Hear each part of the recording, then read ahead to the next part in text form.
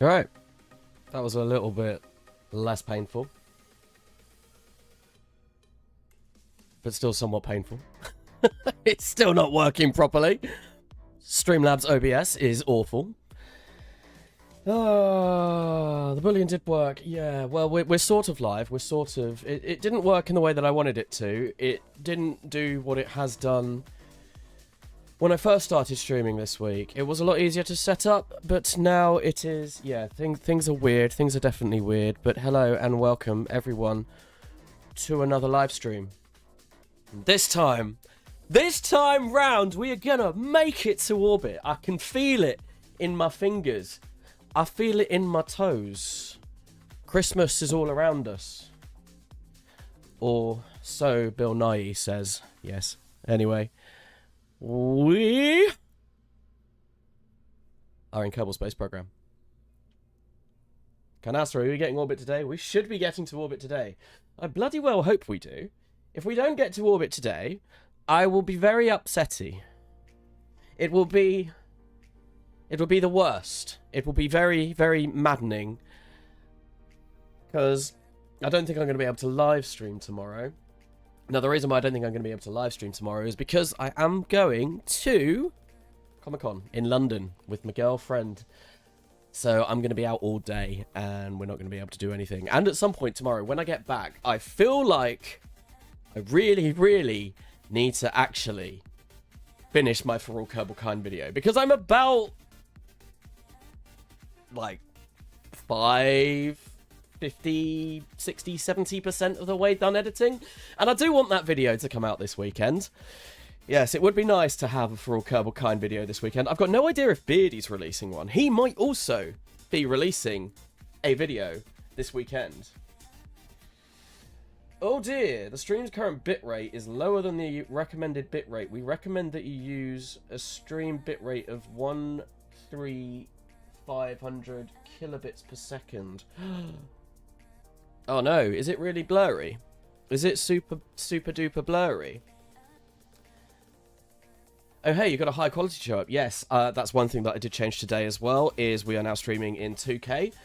Slobs does not allow you to stream in 4K. It's not a setting on Slobs at all. Whereas OBS Studio, you can stream in 4K. Let's have a look at the bitrate. No, it's good. That's interesting. Maybe when we start doing a little bit more sort of aggressive camera movements, it might get a bit patchy. And if it does, I might have to look into changing that, but we'll see. What makes this RP-1 career so hard? It doesn't, it's not really, it's no harder than a normal RP-1 career. It's just to catch out the normies and say, look, this is Kerbal Space Program's hardest career. Basically. Because RP-1 is, in my opinion, in my honest, God-honest opinion, RP-1 is harder to play than any other version of KSP. So this isn't our early orbital rocket. This is just our 5,000 kilometers downrange attempt. If we need to launch this first because we need to complete that contract. But if we come to Kiwi 2, this is going to be our first. Yep, that's fine. This is going to be our first orbital rocket, and this can take, Italian brain rot to space. This can take about 1.6 tons, which is pretty good. I think 10% RP-1 would be the hardest. That would be insane. So easy going. Pretty much. Well, most tedious. I really wouldn't want to sit on that thing. God damn, no. No, absolutely not. Absolutely not. Good evening, everyone. Good evening, Jimmy Maguchi. Let us begin. No, let us go to the 5,000 kilometer downrange attempt. And I want to see, because we didn't actually check this yesterday, with the slight changes that have been made, and I have sorted out my staging now, with the slight changes that have been made in making these avionics slightly better. And it's only going to cost us 2,000. It really won't cost us an awful lot. Like, the tooling is going to be fantastic for this. I think this might make us go 5,000 kilometers downrange. So we're going to test that out right now and see if this works, which I really hope it does. Oh, that's one thing that I was supposed to do. I was supposed to see if I hit start recording, because I did actually want to start recording this. It would be nice.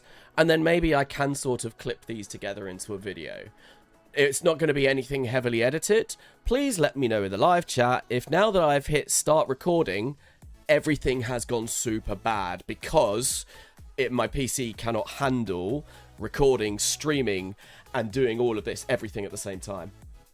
What does it makes it? 4999999999999 downrange. Hi Canasta, I got a probe intentionally crashed upside down on the Mun. You are a person after my heart. Clearly landing things upside down is the way forward. That seems good enough to me. I don't see any problem with that. Right, we want to go ascent guidance, and we are going to set this.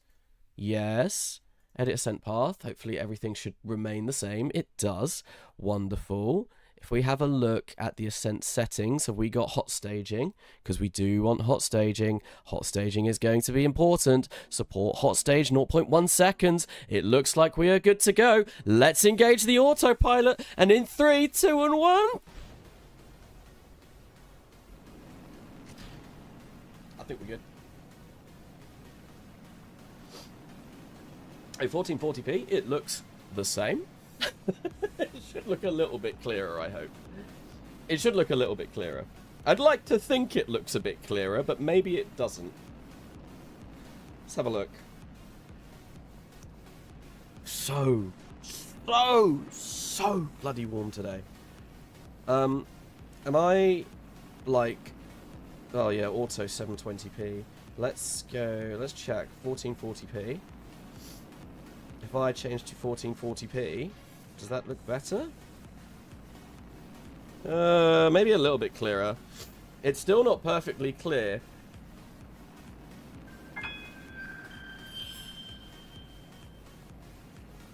Girlfriend laptop fund, definitely not for selfish reasons.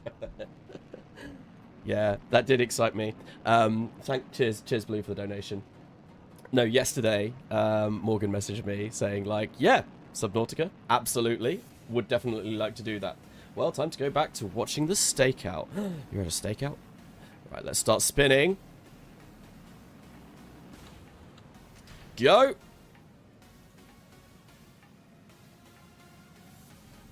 Perfect. Hopefully this makes it. Yeah, that's how we react it. I saw that Starship, obviously, it didn't fly yesterday. I might actually be able to watch it today. Does anyone know what time it's due to launch? I wasn't able to watch it yesterday purely because I had work this morning. And if I wanted to go to work and be, you know, good at work... Let's make my camera start following me again. If I wanted to be good at work, then I would have to not stay up till like 11:30, and obviously it's not the end of the world that I missed it yesterday due to the fact that it didn't fly at all.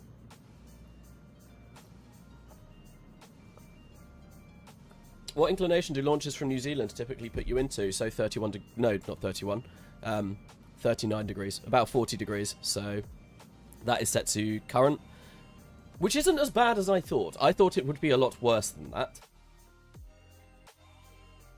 You never had back-to-back-to-back meetings on 4 hours of sleep? I hate it when I have back-to-back meetings. I am a developer. I don't need business meetings. What I need is time to sit down and code. I've got someone that's recently joined my team who is also a strong advocate of that. Is manager of the team as well. Seems very interested in basically pushing away from meetings, which is really nice. Although I do like some of the meetings. I like the people on my team quite a lot. Being good at work is entirely overrated, and frankly, out of most companies' financial range, that's fair. Work for KSA.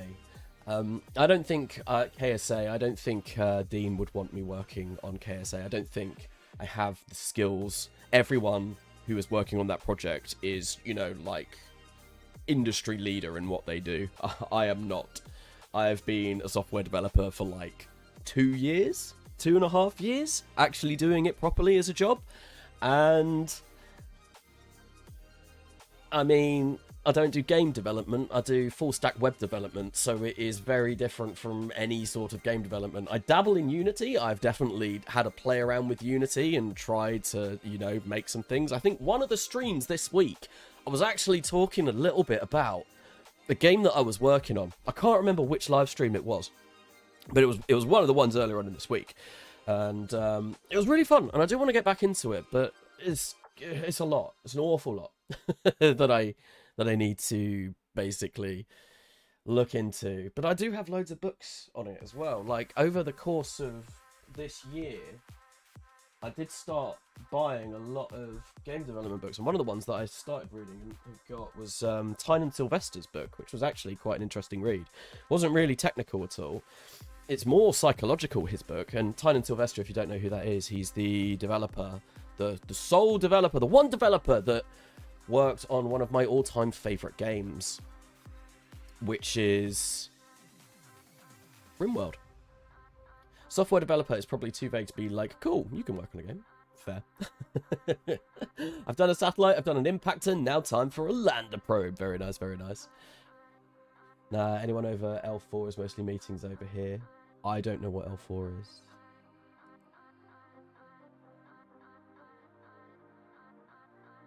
The launch window is 10:30 till midnight UTC, so 20:30 till 1 AM for me.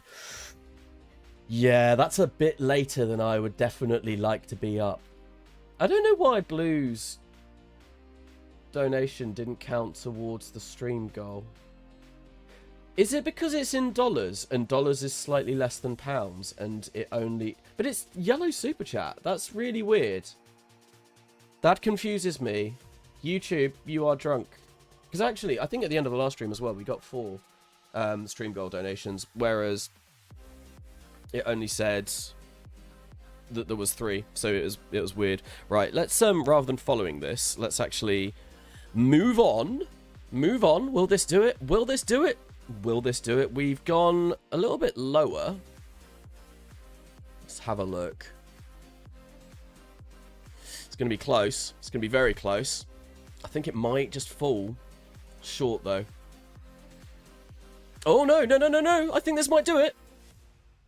4950, 4955, 4959, 4964, 4969, 4973, 4978, 4983, 4987, 4992, 4997, and 5002. It has done it. Wonderful. There we go. Quite happy. Quite happy with that. Thank you, Jimmy Maguchi, for telling me about how to use ascent guidance for this. Definitely going to make that into a video that I think I'll release next week, using this save, actually.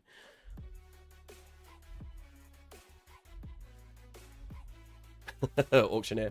I do not speak fast enough for an auctioneer, I don't think. It's a yeah, it's definitely a skill. I mean, I can speak quite quickly, but not anywhere near as quickly as an auctioneer could. Like, and I probably need to see something. I don't know. Looking at the chat, maybe if I read what everyone has said in the chat, I might be... How quickly could I read that? Now, anyone over L4 is mostly meetings over here. I've done a satellite, I've done an impact, and now time for a lunar lander pro. KSA, more like Kiwi Space Agency. Software developer is probably too vague to be like, cool, you can work in a game. I mean, you can work on a game, you need them. Yeah, I don't know what happened yesterday. So, if only counted one of them 2 that I did. 5,000 kilometers. Woo, yes, you did it. Auctioneer, any advance on 5,002. Yeah, no, to be an auctioneer, you need to be much faster than that. Now do it again to make sure it's not just a good roll on the variance residuals. That is probably a good idea. If I revert to launch, will that change how the residuals go? Hey and g'day, mate. Watching this stream and off to sleep. Hello, Nuke. Welcome, welcome, welcome. The green poo has done it. The green poo absolutely has done it. Any tips on using PVG ascent guidance on reusable boosters? I've never used PVG. Actually, no, I did use PVG on reusable boosters in the next millennia, but that was a series that came out about 5 years ago, so I can't really remember. 2 AM here. I'm assuming you are in the Oceania region, sort of New Zealand, that part of the world. G'day, mate. Like, I would place you in Australia. That's very Australian.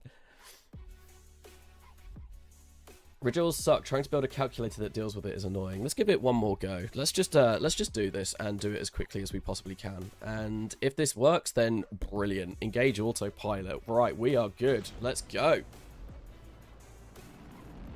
This is when we get to... Oh. for you replacement for KGRI. You should look into doing RP-1 on the 10X Kerbal system. Also you should rename the Kiwi 2 the Kiwi 1 since it will be the first Kiwi rocket to be built. Thank you for the donation, Oxox. That is very true. I don't know why the stream goal's not updating. That's so weird. Because that has been 2 yellow super chats. And neither of them have come through. That's really strange. YouTube, go home, you're being drunk. Oh, it's so weird. Why is that happening? That shouldn't be happening. I don't understand. But thank you for the donation. Yeah, we absolutely that does make a lot of sense with Kiwi 2. Kiwi 2 will be Kiwi 1. So we should probably rename that to Kiwi 1. And what else? Looking to doing RP-1 on the 10X Kerbal system. RP-1 would not work on a 10X Kerbal system, not unless I went and... Oh god. Where's Delta V? Oh, we're 7 seconds. We've got 7 seconds. It would only work if I did a lot of modifying of RP-1, because RP-1 is built... It's literally... It's built different. It's built around the real solar system planet pack. So you wouldn't be able to use RP-1. You could do like maybe a career mode that heavily incorporates things like probes before crew. Those kind of contract packs, you could do that, but I think if I did a stock system, I'd want to do 2.5 scale. Purely because I think doing something like JNSQ would be quite fun. I don't think I'm going to stream anything like that. I think if I did that, that would probably be a series. But I suppose if I did do it as a series, that'd be a long way down the line. I'm not going to do that anytime soon. If I did do that as a series, though, there might eventually be live streams. But currently, my live streams are going to be purely focused on this. And then maybe at some point in the future, we might look into doing a Legacy RP-1 career. Because it's been so long since I have done anything Legacy RP-1. I think, yeah, the last time I did any Legacy RP-1 would have been when I started Full Kerbal Kind, which actually was quite a long time ago now. I mean, it's like 4 years. You can change Kerbal's last names. You can change Kerbal's last names. Game dev streams. I am not good enough. I am literally, if I was doing streams for game dev, half of it would be me looking up how to do for loop in C#. Stuff like that.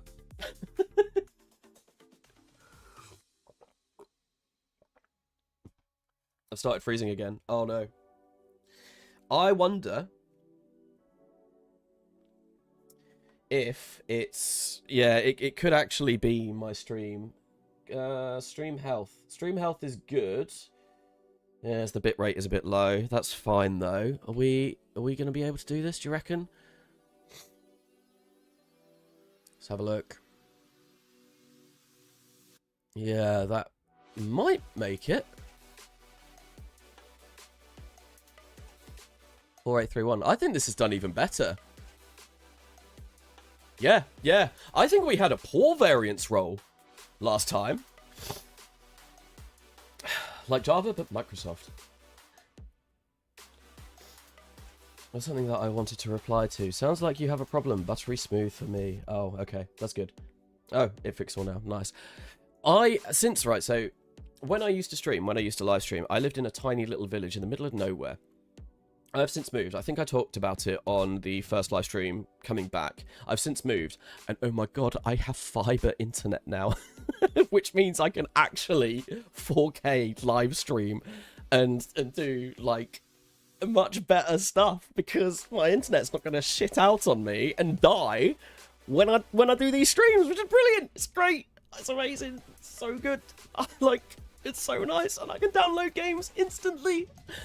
Oh, I think I've got like 2.3 gigabits per second internet speed now, and my internet speed back in my old house, was like, oh, I don't know, it was very bad. It was very, very, very bad. It was like 100 megabits per second. To be honest, I have no idea if it would likely not. Would the RP-1 text tree work in 10 times Kerbal? I don't know. No idea. Yes, it went higher this time than last. We do like sending things really high. Suddenly, very Yorkshire. I did live in Hull for about 8 years. It's where I went to university, and I stayed there for a bit after university. And my ex-wife was from Hull as well. I don't think I can do the accent very well. Originally, I'm from Essex, and I am so thankful that I do not have a proper Essex-sounding accent. At least I don't think I do. Because if I do, do tell me, but I don't think I do. I don't sound like those lot from Basildon. It's like, oh, mate, like, I can't even do it. I had a friend who did a really good Essex accent, but they didn't, like, it wasn't their accent. They were from Essex, but they had a non-Essex accent as well. But yeah, imagine someone doing RP-1 and sounding like they're from Essex. That'd be insane. As an American, you just sound British. I do think I just have quite a generic British accent for the most part. Cool, but anyway, we can tool this up. Tool all. Only going to cost us 298, and it's going to work. And what we'll do is launch it. Launch. Oh, we need to unlock them. 2,000. That's fine. That's not a huge amount. We've still got quite a lot of unlock credit, I'm fairly sure. Does our unlock credit only appear when we'd like... Yeah, it does. When we get a new part in. 142,000. I also really like this change. So when I was doing Kerbal Gets Real Redux, this was not a thing that existed. This wasn't there. This section, this unlock credit section. I really like that they've added that. I didn't even know that I wanted that in the game in RP1, but they've added it, and now that I've got it, it's absolutely fantastic. Huge, brilliant change. Like, best change ever. But yeah, cool. Let's leave the vehicle assembly building. Yeah, sure, we'll save and continue. I don't think I've made any changes to it, but we'll save it. Right, let's change this to live chat. If I change it to fan funding, I can see all of them, right? Yeah, there we go. I can see Blue and Oxox. Cool. An early rocket with no fins looks so weird. It works, though. Fins are bloody heavy. If we can try and avoid using those fins, that's absolutely what we're going to do. Because early fins are just terrible. I don't want to lose more mass. I don't want to lose delta V that I could otherwise have by not using fins. Our first orbital rocket does use fins. And there is a very valid reason for that, because on the live stream yesterday, when testing it, it did a flip, it did a flop, it flung itself all over the place when separating its boosters. And in order to get over that, we did have to put some fins on the very bottom. RO really has become its own game at this point. It pretty much has. It pretty much has. It's very, very, very, very in-depth. Completely different. Speaking of becoming its own game, we could get a chief designer. And I think we go for Nambi Narayanan, because liquid hydrogen, like, I don't need. However, the -13 funds R&D unlock costs, considering we're just about to go in and buy some really expensive engines, it's going to be huge. It's going to be massive. It's going to be great, and hopefully means that we should save on quite a bit of money moving towards getting our R7 clone. Yeah, I think that would be good. I need to actually have a look and see what the other ones do first, though. Research speed I don't really care about. Yeah, that's fine. That was Glushko. Korolev we can't have because he's our admin. Mikhail Yangel, what do you do? Ooh, that's good. I like that. Funds for vessel purchase and rollout. I like that. I like that a lot. That's also good. Speed, tech, that's not great. We're not going to be using balloon tanks probably ever. Maybe we will, but not for a good long time. We don't want human-rated vehicles yet. That's going to be some time off in the future. Mary Shem Morgan. We are going to be using a lot of that. We are going to be using a lot of that kind of fuel. Absolutely. Might not be a bad idea. Werner von Braun? Or Werner von Braun? No, we're going to... Yeah. I could go Valcleaver. Valcleaver's great. That's good. That's good, like, all-round base. Kerosene and HTP is also good. We're going to probably use a lot of solids. Yeah, I like Nambi. I've started building a Kiwi yet? Not yet. Nambi Narayanan, my beloved. No, you're not. You're going full Keralox. We've got upper stage of Kiwi 2 has got all of this, right? I think. But that is large quantities. Anyway, we're going to go Nambi Narayan and...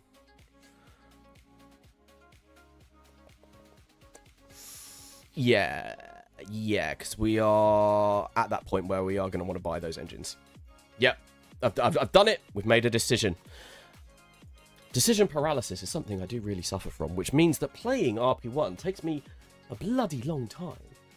Purely because, like, there's so many decisions to make. So many decisions to make. Right, let's move this above Corona 2, and we will do this. It's going to take us 45 days.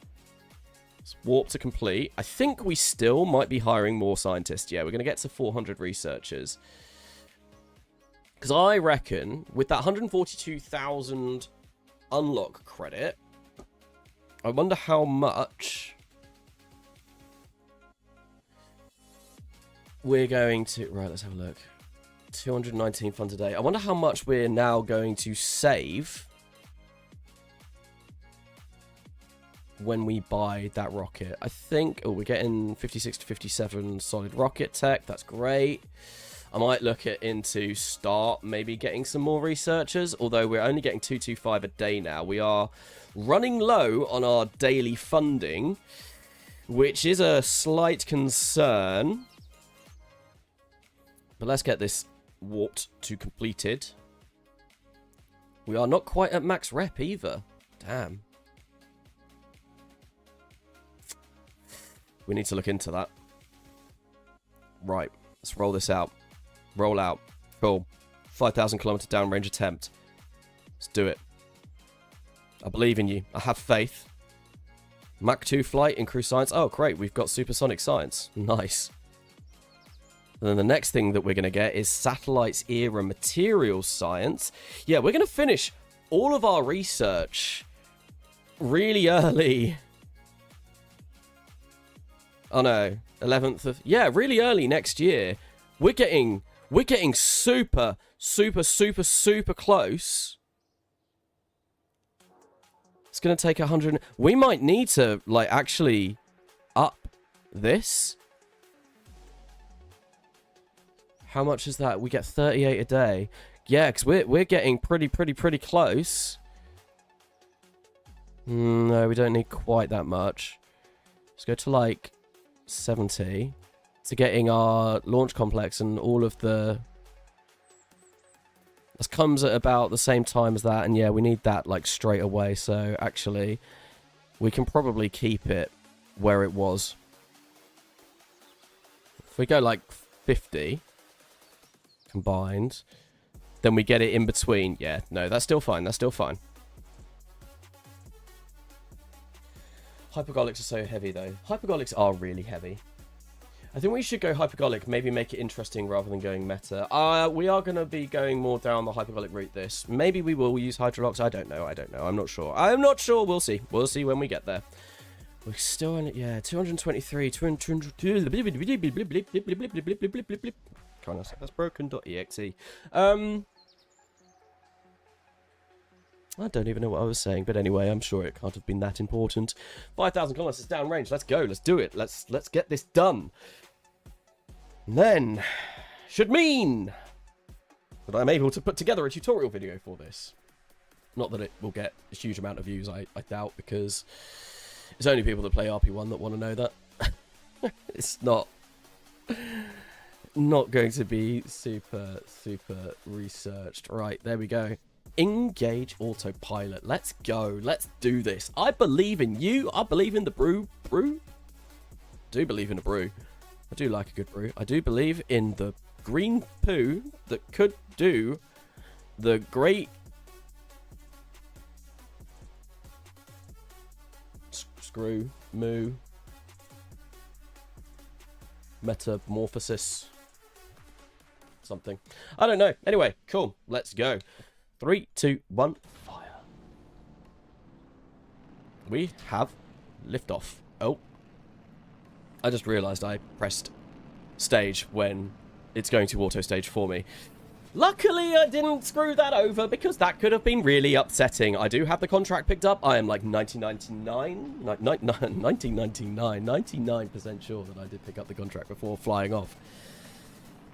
Wait, are you talking about Scopus? Scopus contracts are pretty tedious, and last time I did them, they were horribly computationally expensive. They lagged the whole game. Hello, Kanaza. Hello, the Kerbal. Welcome. Did you ever do the Scopus contracts in RP-1 Redux? I'm on them now, and they just feel so annoying. I'm tempted to skip. No, I never did. Purely because they did not exist when I was at that point in RP-1 Redux, in KDR Redux. I was going to look at doing them in this live stream series, though, because it's just something new, something different to do. Fucking hell. Swap. Shouldn't have done that. It's so hot in here. It is 32 degrees centigrade. Oh, 7 seconds. 5, 4, 3. We spin. We spin. We go. We go. We fire. Hopefully, we complete that 5,000 kilometers downrange contract. I don't know if you can see that. 31.7 degrees centigrade Celsius. Oh, now you can see my hat. Oh, now you can see me. Why would you want to see me when you could see my hat? So disgustingly warm. My partner got me a mobile AC unit last year. It's been a lifesaver. Useful for the 3-4 days we get hot days here. I really, really, really do want to get some sort of air conditioning unit. Since now buying my own place in December, that was one of the things on the list of things to purchase for my house over this summer. But then we accidentally spent like a lot of money on our garden instead, and ran out of money to buy an aircon unit. But it's definitely something that I do want to get because this is actually pretty gross sitting in here. And I mean, it's 24 degrees outside, so I do have the window open, which should make it a little bit cooler. But it's supposed to get to like 28, 29 next week, and if it gets to that warm, I'm not sure if I'm going to be physically possible to live stream in that temperature, because it's going to be so disgustingly warm in here. I'm struggling as it is today. Like, I am absolutely dripping sweat, which is, you know, you all need to know that, but it's so bloody warm in here, and I just, yeah. If it gets too much warmer next week and it becomes unbearable, I might not be able to stream, but we will see. Maybe do later streams.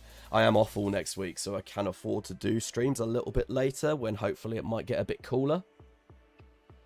Come up north, dude. It's way better up here. I do like the north. I was considering moving to Leeds at one point because one of my best mates lives in Leeds. Actually, no, quite a few of my best mates live in Leeds. And I like the city. I've been a lot. I've gone to the festival a few times. Went slam dunk there last year. Was going to go slam dunk again this year, which is actually tomorrow or Sunday. I can't remember which day it is in Leeds. I think it might be Sunday. But it's a very important birthday for my mum, and it's my mum's birthday this weekend. So I am going to be around here still. But yeah, there's a lot of artists at Slam Dunk that I'd have really liked to have gone and seen. But I am going to download. I'm going to download Festival in like 2 weeks' time. I think it is. It's 13th of June. So I'm really looking forward to that because there are a lot of artists there. And I'm actually camping. I've not camped at a festival since I was like, I don't know, 18, 19, 20, 21. I think, yeah, 21 was the last time I camped at a festival. So it's been a very, very, very long time. I don't know how my bones are going to be able to cope with it. I don't know how, like, I'm going to be able to cope with it. It'll be interesting. Does the sun shine in your windows? If so, dip your blinds or draw your curtains to stop that. No, the sun is actually the complete opposite side of the house right now. Leeds is not the north. Is Leeds not the north? British houses do not handle the heat well at all. Stuff like external window shades that really help are also banned by a lot of councils. I didn't know that. I did not know that. But yeah, the we've gone a lot higher this time, so hopefully this will be the one. This will do it. Yeah, sun's coming in from, like, my window's over there. Sun is coming in from over that way at the moment. So, no sun on my windows, but it does get it a lot in the morning. And it does make it lovely when I've got, like, a Teams call at 10 a.m. and I can't actually see because the sun is streaming on my monitors, but I do have blinds, and they usually are turned, like, I don't know if you can see them. Yeah, they're a little bit, like, pulled down a little bit. And yeah, they are usually down in the morning. Where I am, people say they're going up north to refer to Gloucester. Where I am, people say they're going up north to refer to Gloucester. I don't know where Gloucester is. I thought Gloucester was south. Very jealous of you heading to download. I missing festival season entirely. It's going to be very cool. I've never been to Download Festival. Never, ever been. So it'll be my first time there. Look at that. 5,000 kilometers downrange done. Let's follow this to its conclusion. Yeah, I've been to Leeds. I've been to the festival. Leeds. Slam Dunk, Reading. Been to Leeds twice. Reading Festival once. Slam Dunk only the once. I would like to go again because it was very good. First time going to Download this year. I want to go Boomtown next year, which is very different from all of those festivals. But I do like drum and bass, which is why I want to go to Boomtown. And I've already spoken to a couple people, and hopefully we've got a little bit of a gang together to go to Boomtown, which would be pretty cool. That's basically like the biggest electronic music festival in the UK, as far as I'm aware. I think maybe Creamfields is also pretty big, but Boomtown has more of the style of music that I like, so that'll be cool. Right, let's go to the Space Center. We've done it. 5,000 kilometers downrange has been achieved. We could finish this program. It would get us 95, but I don't think that's optimal, because we would lose all of the program funding. I think when we get to about here, we complete it, because we want to avoid going off that long nosedive. But next up is first orbit. That's literally what we're working towards now. And I think we're just going to have to wait. We are going to maybe launch some of those Corona vehicles, and I might start launching some over that way to maybe get a little bit more science from different biomes. So that's basically all we're going to be doing. So if I duplicate this and maybe duplicate this again, there we go. And let's rename these like Corona 3. Oh god, Corona 3. Let's get all the way up to Corona 19.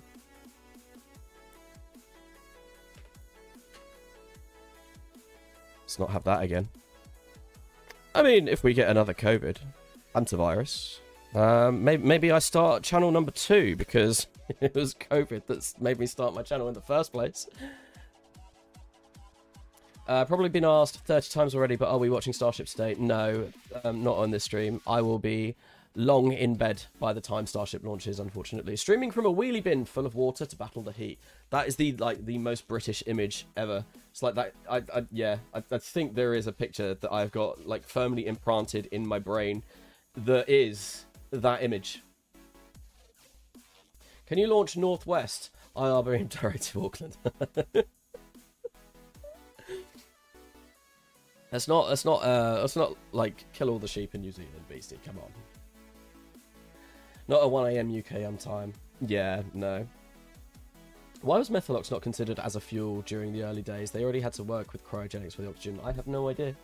Is someone that is smarter than me in the chat able to answer that question? Subarasu, Corona 2. That's going to give us 13,000. We are starting to get a lot of money.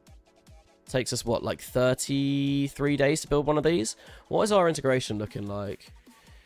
Efficiency is 38%. That's amazing. That's really nice. Shame that, you know, our rocket, our orbital launch complex is going to be nowhere as efficient. Kind of has been forgotten. It has indeed.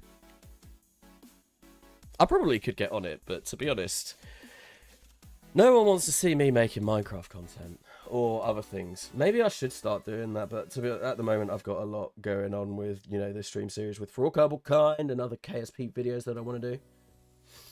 It's because RP-1 was far more simpler. Clearly, also, Methalox wasn't used because there wasn't enough cows to produce the methane. That's what it is. I am wondering if we do just skip to this.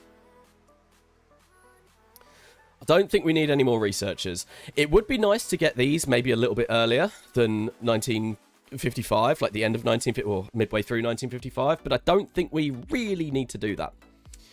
We are going to need some engineers. We're definitely going to need some engineers.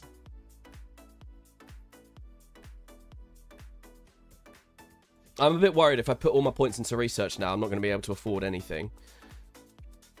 I think maybe we do just save up for the rocket. I think that is what we do. We don't buy any more staff at the moment because I think 400 researchers will get Satellite Era Science in 1956. We can complete, like, everything easily. I think this is a good amount. 400 to 70. That 70 will probably go up to about 300 when we start building the rocket. All we're going to do now is just warp to these Corona vehicles, save up some money so that we can buy everything that we need and launch them. And I think I'm happy with that for now.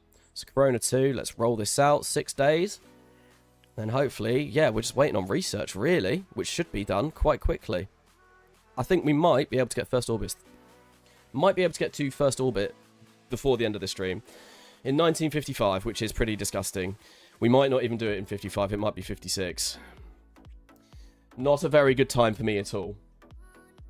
SpaceX needs more cows. I mean, they're in Texas. I'm sure there's a lot of cows in Texas. My image of Texas is like, you know, guns, because Texas, guns and cowboys and farms and ranches. So I'm sure because, you know, cowboys, farms and ranches, there should be a lot of cows in Texas, right? How much does the Kiwi 1 cost? It's about 6,000 funds, I think. About 6,000 when it's fully built. But the problem is... Oh, you know what I should have done? I should have checked the downrange contracts. In fact, let's do that. Let's revert to the vehicle assembly building and see if we can get some downrange contracts. Yeah, Kiwi, 6,000 funds, but it's going to cost something like 90,000 to tool. I think it was about 90,000 to tool, and it's going to cost about 200,000 to buy all of the parts. Now, if we take 13% off of that, thanks to Nambi Narayanan, it's going to be cheaper. 13% of what 200,000 is like 26,000 roughly. So it'll cost about 173-ish, 74-ish thousand, maybe, to buy all the parts. I'll go in and have a look after I pick up this contract. Let's have a look. Right.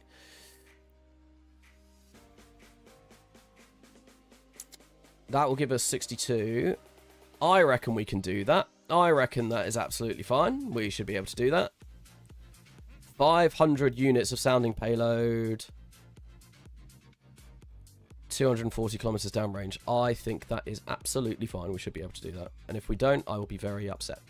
Right. I want to come in here quickly and just have a look how much it's going to cost. 1955-56 ain't too late. My first orbit attempt ever in RP-1 was like mid-56. It's not terrible. Honestly, it's not terrible, but considering I've played RP-1 quite a lot, I'm a bit upset with that. I think it was 1955. February 1955 was Kerbal Gets Real Redux, and the original Kerbal Gets Real was sometime in 1954, but I cannot remember. Maybe it was February 1954. The original Kerbal Gets Real, and Redux was maybe later on in that year. I can't remember for the life of me. I'd have to go back and look. Unless someone happens to know that. Right, Kiwi 2, which we will rename Kiwi 1. But I might rename this Kiwi First Attempt so we don't overwrite the save file, because I don't want to do that. If we load this... Yeah, we're just missing that engine. I know. Oh my god, that unlock cost has gone down by so much! We might be able to afford this already. Maybe not quite, but we're getting close. We're getting very close. That's brilliant. I like that. I like that a lot. Oh yeah, I forgot ozone not only hates being itself, can react with things LOX can't, can explosively decompose and slowly turns to LOX anyway. I didn't know that about ozone. I know, yeah, ozone's not very stable. O3. I should know more about chemistry. I did chemistry at university. It was a long time ago though, and since doing chemistry at university, I've not used it once. So, I remember the caveman rockets of old where people got to orbit in 1951. Yeah, alas, we are way beyond that. I think if you got to orbit in 1951 using a caveman rocket, ye olde days though, you'd basically get yourself into a position where you would screw yourself over. You wouldn't be able to do anything more because you've, like, literally shot yourself in the foot with the way that you've set up your space agency. I think that's how that worked, but honestly, I cannot remember.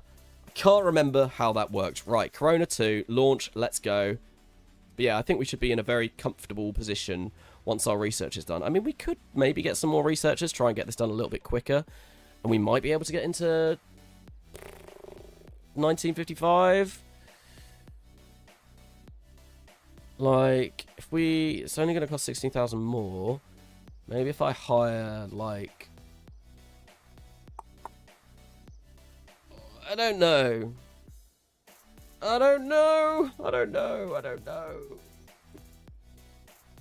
Oh.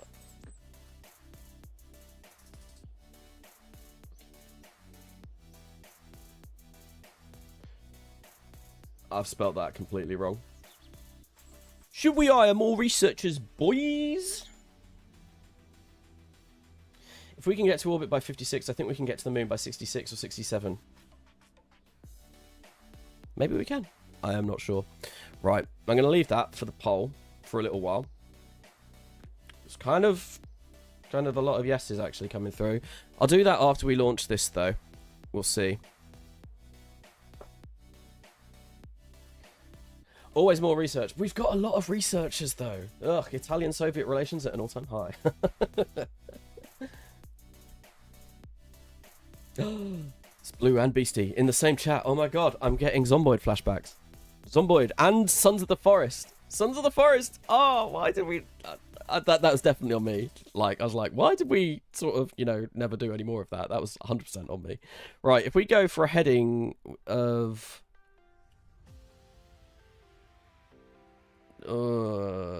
maybe... Yeah, I want to go that way.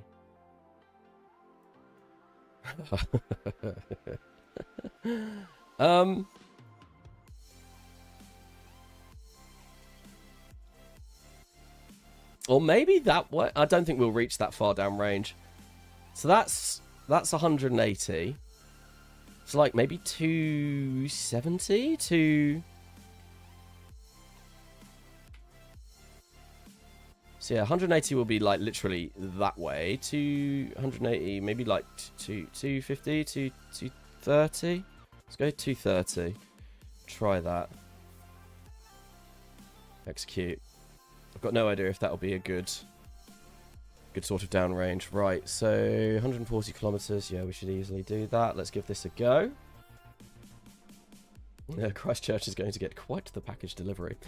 Yeah, Beastie wanted me to bomb Auckland, but instead, no, we are going to be launching towards New Zealand. Wait, Auckland isn't New Zealand. Oh, I don't actually know. Is Auckland New Zealand? I thought Auckland was New Zealand. Or is it Australia? Oh, my geography is not what it once was. I think this is not quite enough. I think we need to probably have gone further that way, but it's fine because we are going to be launching more. RP-1 doesn't have gas core nuclear engines because none have ever existed in real life. I think there was some...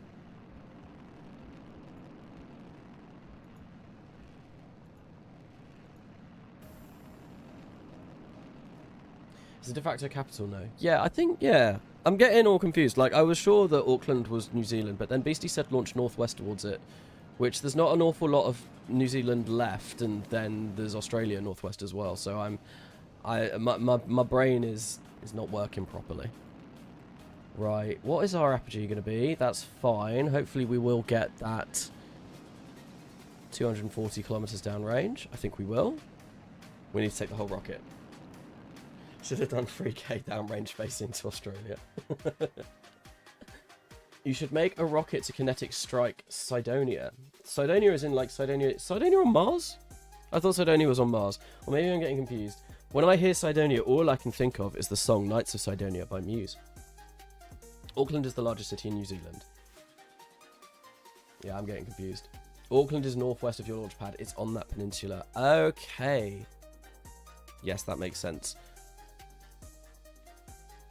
I would like to visit New Zealand at some point. Is Wellington South Island then? Yeah, that was not quite enough, unfortunately. Oh no, did I forgot to put on... Shoot. We'll complete the contract. But we won't get anything. Oh, we don't have signal required for Pro Control. Okay, that's cool. That's fine. I thought I had that setting turned on. But that's absolutely fine. 160, but are we going to be able to control this? Planetary photography running. Wonderful. And yeah, we're getting more science from going this way, because we are definitely in a different biome. There we go. We've reached the target. What we want to do is decouple, and then... Oh, we are going to... Yeah, we are... Express delivery! We're going to land in some mountains! Hopefully that doesn't cause things to go wrong! You're flying over Wellington. It's at the southernmost part of the Northern Island. I didn't know that. So is the Southern Island kind of a lot... Not much on the Southern Island. Is Northern Island more populous? Even though Southern Island, I think, looks bigger? No, Wellington is southern tip of the Northern Island. Yes, that is literally Christchurch, Carnassie. You are landing into Christchurch. Okay.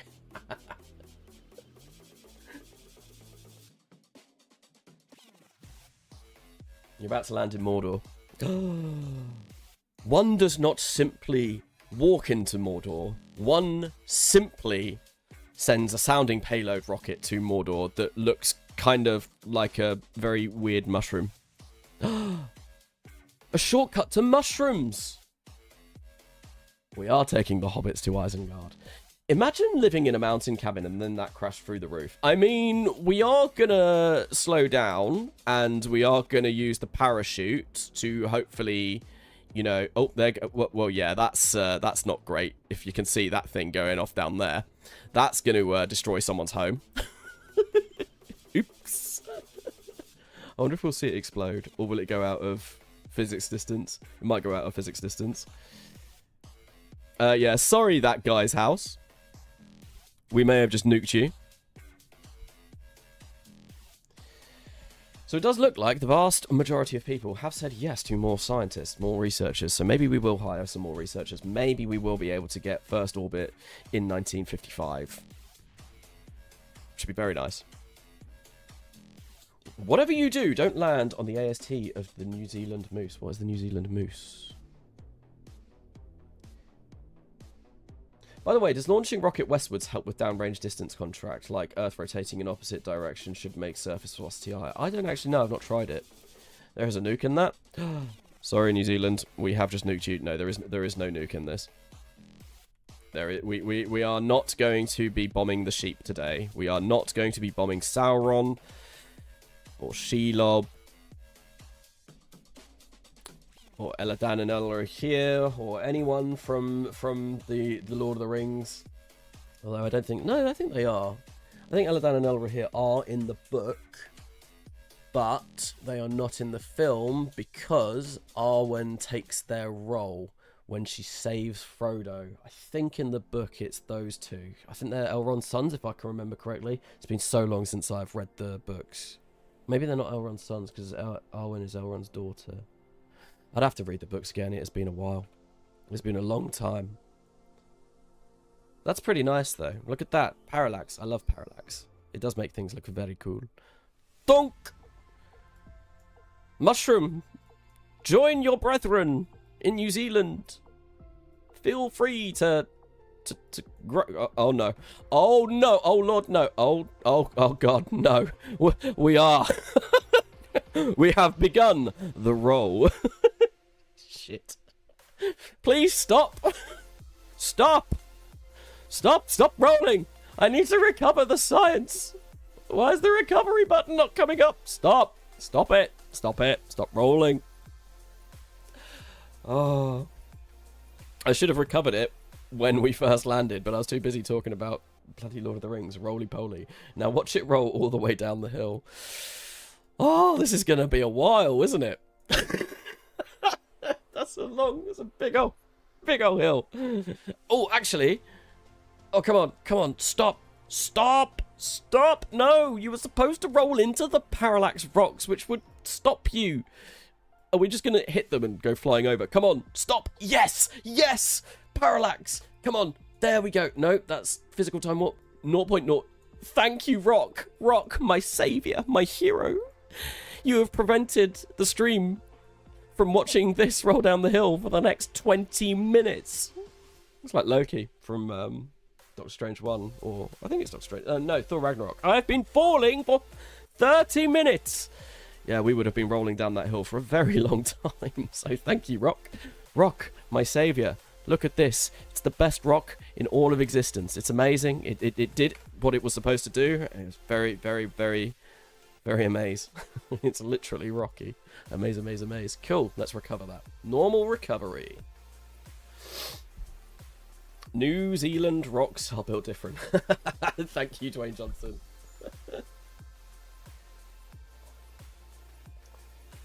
New Zealand man won't be happy seeing big thing on rock. Recovery only works if you're slow enough. I think you have to be below... It used to be below 0.3 meters per second. I know that. But I think it is a little bit different. Maybe when you're splashed. How much science did we get from that? Not a bad amount. It's actually pretty decent. I like it. We're now on 6.6 science. I don't think that's enough to buy anything except, yes, solids.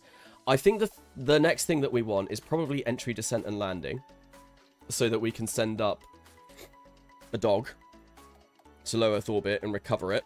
And that will give us a huge amount of science. I think that will give us like 23 science or something, which means we can then buy lunar range communications, better avionics, better engines, which then should be able to push us to the moon. And as soon as we can get to the moon, well, the solar systems are oyster, and we will be able to go far and wide and do a lot of things. I think what I'm going to do is maybe get up to... Let me check research whilst I hire scientists and see how long this is going to take. So that's to build our first orbital rocket. 55, 7th of July, 3rd of July, 29th of June. Losing quite a bit of money.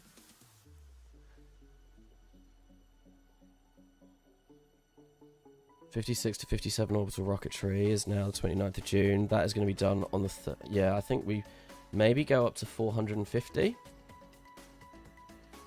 Oh, we're not getting a lot of money. Yeah, there we go. That's fine. But I think the amount of tech unlock credit that we get should be absolutely fine. Yeah. We are going to run out of research like the very beginning of next year, though, which is insane. But we'll definitely complete that program in time. I can't tell if listening to your voice for 20 minutes as a sample capsule would be fun or torture. As a sample capsule. What's a sample capsule? Anyone Delta Romeo Uniform Kilo yet? Druck. Druck? Druck. What's Druck? Downrange UK.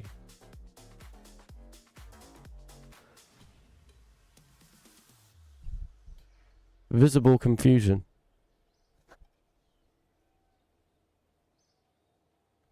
I'm not sure what that means, Railcalco.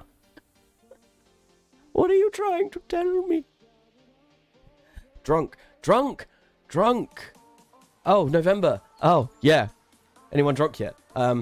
No drinking here. I've got a long drive tomorrow, so I'm not going to be able to drink. What I am drinking is my trusty Ribena.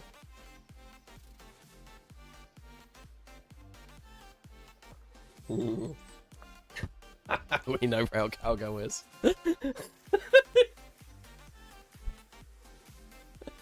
Amazing. YouTube is drunk. I am drunk. Everyone is drunk. Everyone have a drink on me.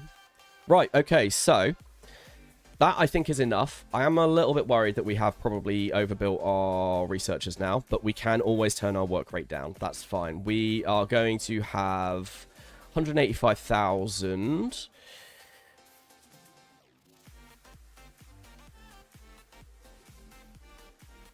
It's gonna, yeah, and then that will be done. Let's slow down the construction so that it sort of finishes at the same time. Oh, perfect. Like literally a day apart. That is exactly what we want. Right. Cool. And that should mean that we get, yeah, we still get 221 funds a day. That's brilliant. That's really nice. Let's just keep launching these Corona rockets because they are getting us a decent amount of science. Yep, there we go. There's another 30,000 back in there, and our unlock credit is over 200,000 now. I think we should be able to build Kiwi 2 on unlock credit alone, which would be mildly fantastic, because I don't want to spend any of this. I want to spend this on hiring engineers to actually staff that complex, and I reckon once we get to the point where, yeah, we are getting close to running out of research, maybe we do put the work rate down a little bit. We'll see how that goes. Right, let's go Launchpad 1. Let's roll you out. Let's have a look. What is this now? 320 kilometers downrange with that payload. We might be able to do it. We do get a little bit more. We do get a little bit more rep and a little bit more confidence. So I'm going to give it a go. If we don't succeed, then it's not the end of the world because I don't really care. But we will give it a go. Must have been the wind. Do the researchers require a salary? They do require a salary. So if I come into this menu here, the RP-1 menu, if we look at our budget, we can see our research teams every day are costing us 790 funds. Our engineers are costing us only 86 funds, so our researchers, we are spending an insane amount of money on them. Okay? That's a pretty large amount of funding that is going on, making sure we know how rockets work. Currently, our daily income is this. Yeah, the vast majority of this. So we get 938 from the program budget, and that's pretty much it. We also gain 410 unlock credit a day, which is pretty good. Again, 128,000 over a year. Yeah, it's cool. You can see everything. I should probably check this screen a little bit more than I do, but who wants to check their budget? Who wants to do accounting? Not me. My sister's an accountant. Maybe I'll get her to play RP-1 with me. You know how you get those sort of YouTube videos where it's like actual engineer, actual space engineer plays Kerbal Space Program, actual accountant plays Kerbal Space Program, RP-1, accountancy hell. Do you think the inclination of your launch pad will be a noticeable effect of lunar launches? No, because I'll probably launch into a inclination where when we burn towards the moon, we'll meet it regardless. We won't launch into the moon's inclination. We won't launch into the plane of the moon because we just won't be able to do that with our inclination. What we'll do is we'll use this mod here, which is lunar transfer thingy majiggy, and we'll figure out how to launch best at what sort of time to launch, so that if I can't go into the map. Actually, if I launch this and then I'll go into the map and sort of show, I can't remember the wording for it. So when we burn at Earth, our apogee gets to at the same point that the moon will be. I can't remember what it's called. Oh dear, did stream die?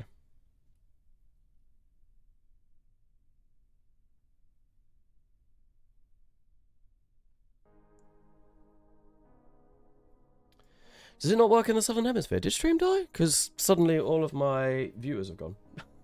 It says there are now 3 people watching. That's bizarre.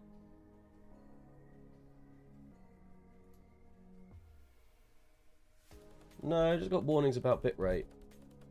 Interesting. Why is YouTube being so drunk? I don't understand. Right, we want to do the exact same thing again. I think it was about 225 that I did.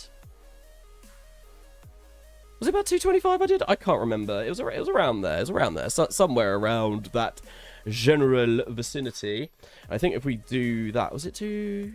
But it was good anyway. Right, let's go. Let's launch another one of these. Let's try and get to that first orbit. I would very much like to reach first orbit today. We've got slightly over. That does not look like it is. Let's go 235. Oh, I need to select this. Hopefully this doesn't screw us over.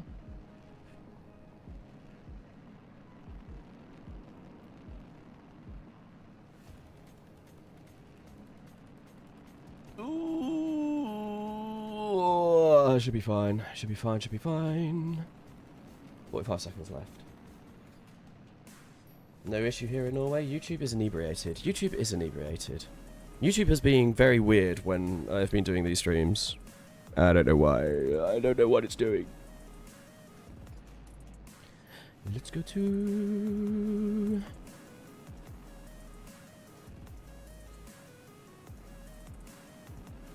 Right, we are hopefully going to hit above 140 kilometers, which would be fantastic. Hopefully we also hit 320 kilometers downrange, but if we don't, it's not the end of the world. Right, yeah, we're definitely... Oh, we should have gone way more aggressively pitch over, because we're going to hit like 330. That's a huge amount. And I don't think... we might not hit that. But it does loft us a little bit higher, which means hopefully that we should be getting more science from this. Not that we've got a huge amount of science from this biome anyway. Maybe we do get more... there we go. That's some more science. That's some more science that we're going to be getting. Perfect. Love to see it. Love to see it. Oh, no, I don't want that. I want that. Well, we might still get 320. Because...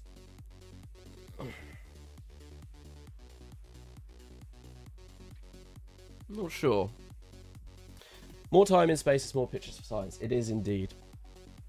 That's why this probably actually is not terrible that we have gone higher.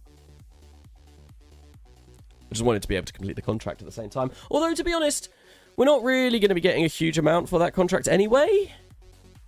Am I? Yeah, I think my bitrate's going a little bit weird.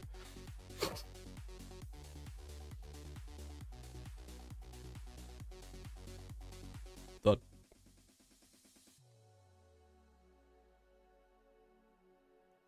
hey, can I, sir? I wanted to download KSP RP-1, but I think my laptop doesn't take it. Do you have any mod recommendations too? And I can't see the rest of that message. To make regular KSP better, like planet mods and stuff. I don't know a huge amount about Stocker-like mods. Right, let's decouple. Yeah, I don't know a huge amount of about Stocker-like mods. I have played can't say it. The mod that is black hole backwards. If you spell hole black backwards, there is a mod that adds like 3 new stars, and one of them is black hole. I've played a little bit of that. That looks quite cool. Obviously, Nertia's near future series of mods, far future technology, that all works with Stocker-like systems. That's really cool. Some really cool stuff there. I think I've got a lot of those mods on this install as well. What else have we got? What else? Kerbal construction time is always great just to have if you want to sort of go for a more realistic, like, KSP. Bon Voyage is great for rovers. Kerbal Boundaries for better wheels. I think there's, like, Kerbal Colonies and KerbalKonstructs to make some really cool looking Kerbal Constructs now.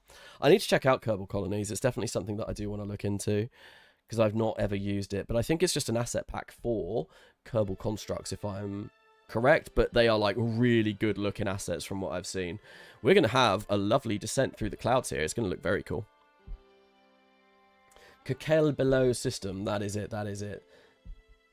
More difficulty. Try JNSQ, which is at 2.5 scale compared to stock. Sakani. Yep, that's fair. I've not heard of that one. There's Promised Worlds. I don't know if anyone said that. Vulture system is kind of good. Not heard of that one. I have an old laptop. RP-1 works if you install low-res textures. Fair. Snarkiverse is fun. It rearranges the stock bodies to make it more challenging. That's an interesting idea. I didn't know about that. That's definitely something that I could look into at some point, maybe. Potentially. Oh. Temperature's gone up. It's now nearly 33. It's nearly 33. Right, come on. No, no, no. Stop following me, camera. I want to hide behind the hat. Right, it's time warp. We are going to get rid of the pole. The pole has ended. It has officially ended. Chemical propulsion is a newish, less aggressive version of real fuels, and it works with near future and stuff. I didn't know that. 33 in my room. 33 degrees in my room, not outside. 33 degrees outside would be pretty nice with a breeze. But it is, yeah, that's what it is in my office. It's disgustingly hot. And it's only going to get hotter next week. And I did say that I was going to do live streams every day next week. That might have to change. Open window. I do have an open window. I don't know if you can see it. It's like... It is open. I don't have anything to make it cooler though. But yeah, if it's supposed to get warmer in the UK next week by quite a lot, and if it gets to that point, honestly, I might not be able to stream. We all know KSP KSP is just propaganda against the flat curve in theory. Of course the earth is round. Who would think it's fouled? Who would think it's fouled? Install fan. I did have a fan in my old place, but I forgot to move it across. Yeah, I probably should get a fan or something, but then it would be really loud in here. Thank you, Oxox, for the donation. KSP is just propaganda. Yes. Thank you very much, though. Hey, Carnessa, how would I go about learning RP-1? Currently play on Sol quarter scale. There's quite a few. I've got quite a few tutorial videos on RP-1. I was at probably one point the leading RP-1 tutorial person. I don't think I am anymore. Mike Aben might have taken that spot. I don't know how well his series is doing.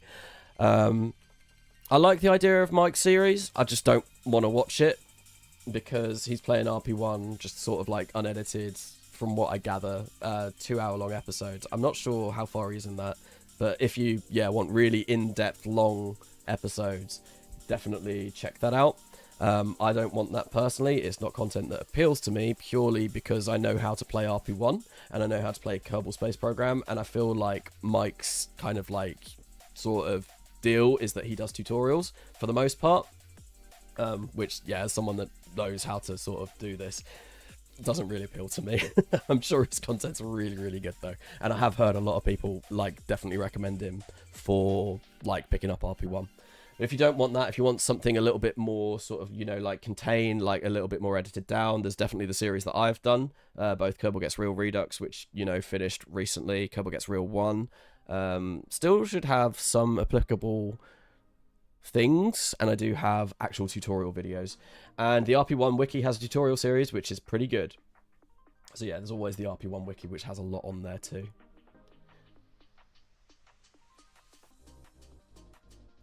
Mike's series is great to fall asleep to, not an insult. Yeah, and that's what I mean. Like I said, not really my cup of tea, not something that I want to watch, but like I said, it's not an insult to Mike. I'm sure it's absolutely fantastic. And I've shouted him out several times, so hopefully people, if they don't know about him, I'm sure they do though. If they know about me, they probably know about Mike Aben. Yeah, there we go. That's my good deed, shouting him out several times. Some other good content creators? There's Veos. Veos is brilliant. Veos, I don't think has come to this stream today. He does sometimes pop in. I also like to pop over to Veos' streams every now and then. Oh, we're 0.2 science off of getting the next unlock. That's really annoying. Yeah, Veils is great. Do greatly enjoy Veils' content. Cosmonaut Crush was in this a while ago. I don't know if he uploads anymore. I've not seen anything from him for a while. Yeah. I know he streamed on Twitch for a while, but I don't think he's done anything for YouTube for ages. Cosmonaut Crash was one of the inspirations for me to get into doing RP-1. He's got a very, very, very long-running RP-1 series. Very good. I haven't watched quite all of it because there's like 600 episodes, but I have watched probably up to like episode 500. Watched quite a few of them. Right, warp's complete. Lovely. If we get to Mars, we should make the flag plaque tribute to Bonnie Ellis, Ellen Cox, and James Peters. That's a throwback. I did a tutorial style thing on the KSP forums, shameless self-plug. Solar Nations is peak. I've never actually watched Solar Nations, but I have heard it's good. Kerbal Gets Real Redux was really helpful for me getting to 1971 in my own RP-1 save. Nice. I always like it. One of the things with Kerbal Gets Real Redux that I really wanted to do as well is when the original Kerbal Gets Real came out, basically a lot of people were telling me that like, oh, this is great. This has really helped me with RP-1, sort of like following along, sort of you like go into things and you like detail what you're doing and why. One of the sort of things that I did want to do for Redux from the beginning was kind of do something a little bit similar so that in modern up-to-date P&LC, people could kind of see that from, yeah, and just basically try and do the same thing. And that's kind of what this live stream series is as well. Even though I'm not doing perfectly, I'm trying to sort of, you know, showcase every decision and go through things. I probably could do this more efficiently if I took some time to figure out exactly what I need to do and do some work off stream, but I don't plan on doing that because this stream series is mostly about audience interaction. It's kind of like I wanted to stream again. I don't want to make things super efficient. I want to just kind of like, you know, play the game, switch off a little bit, keep an eye on the chat and just like chat to people. The extra pad off the Space Center side is the pad that we have been launching from purely because this had trees when we first started. N9SA wasn't super tutorially. No, but it was very good. Okay, so let's warp to complete. Oh my god, flashbanged. Jeez. Corona 4.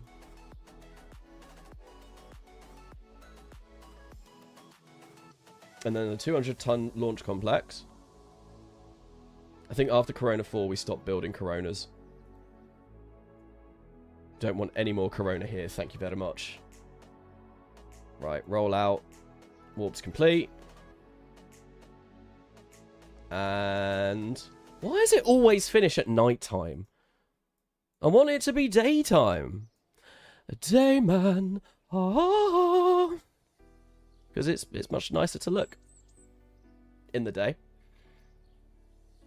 I think this time we launched due west, like pretty much due west. I'm still optimistic for N9's return.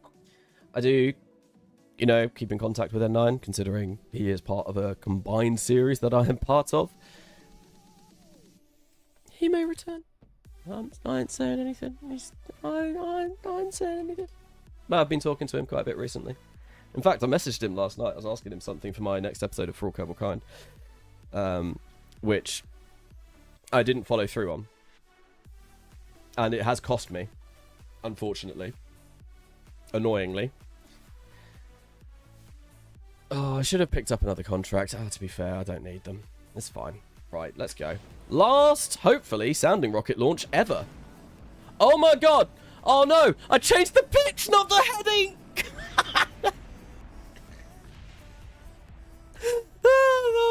Those decisions.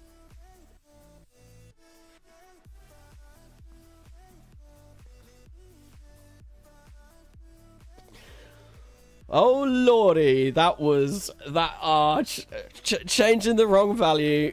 That was suboptimal. That was not okay. That was not the correct thing to do. Proton moment indeed. Do a flip. Do a barrel roll. So about that last sounding rocket.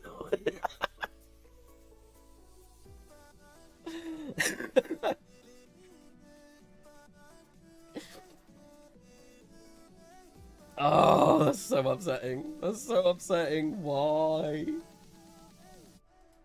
Ooh, that's hilarious. It's actually hilarious. Ah.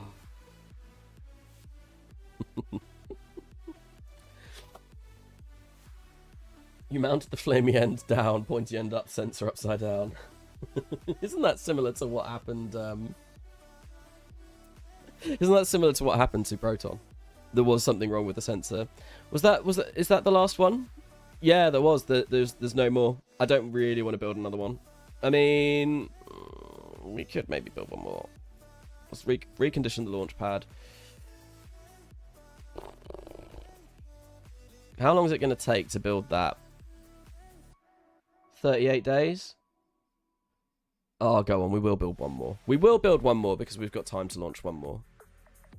But then I'm literally shifting all of my engineers over to the other launch pad. But yeah, we should be able to launch one more.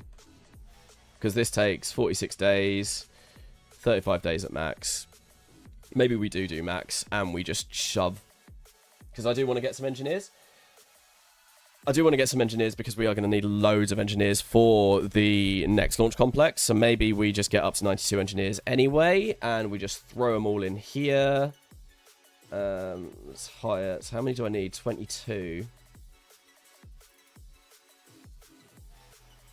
One. And they can get a bit of training, like, so that they're not interns by the time that we get the next pad, which would be very nice for them. There we go.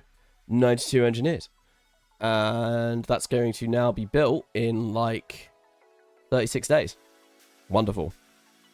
And this is actually Corona 5. Rename. Corona 5. And we are going to launch due west. And hopefully. Yeah, 35 days. Hopefully. Things go well. This time, make sure the poo isn't trying to do a flip. Yes, we will be trying to do that this time. I hate it when my poo flips as soon as I launch it out of New Zealand. 4 days to roll that out, that's insane. It's really upsetting, right, that we're not really going to use this launch complex anymore, considering the efficiency is like 47.8. I suppose, yeah, we've gone massively down due to the fact that we have unlocked better material science. So yeah, and yeah, look, we're going to unlock that in like 9 days. No, yeah, no, 9 hours. Damn, we are so close. We are so close.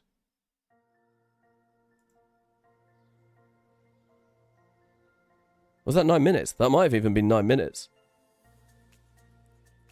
Ooh, it's time! It's time! It's time! It's time to get first orbit. I think we've done all the research that we need. Yeah, we have. Friggin' fantastic. Right, let's pick up that.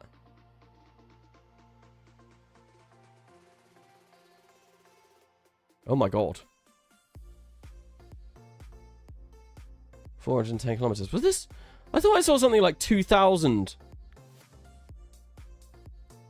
No. Right. We're going to pick this up because I think we might be able to do it. Oh, it's downrange milestone 6,000 kilometers. Interesting. I didn't know that this was a thing.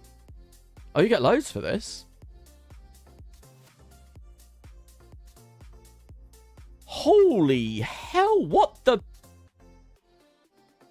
Okay. Oh, it's an optional one for early satellites heavy. That's cool. Didn't know that. I mean, we might be able to do that whilst we wait for the tech for this, but we'll see. I don't think we're really going to need to wait for that. Let's just do this difficult one for now. Let's pick that up. And resume. How much unlock credit do we have? 247,000. We've got 42,000 regular funds. Let us go in to here and build up our first orbital rocket.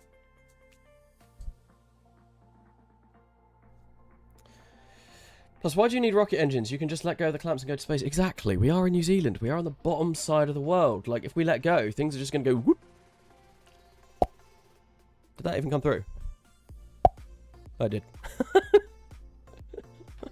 I've got a noise suppression on my microphone channel, so I don't know if when I do silly noises like that, it will actually come through. I love the taste of finger. Right, we want to open up, no, save. What I want to do is come to Kiwi 1, load. Kiwi 1, brackets, old. Save. Because, yeah, this is going to be a bit more expensive, I think. Unlock cost is like 196 and tooling cost is 85. So the tooling cost is actually a little bit cheaper, but the unlock cost is more. But if we go to Kiwi 2 and then rename it Kiwi 1, Kiwi 2, load. Unlock cost, a fair bit cheaper, which is nice. And this is now Kiwi 1. And the reason why I'm doing this is because if I do upload these craft files to Patreon, which I think I will do, then at least I've got every single iteration of these designs. And you never know, we might go back and have a look at some of the older designs. Right, so we want to move this over to the big one, 164 to 219 tons. How long will it take to build? At max, 266 days. If we tool it, it will take 66 days, but we're not going to go up to max. That's pretty decent. I like that. I like that. What we also need to do is actually make sure that the the satellite that we launch is decent. So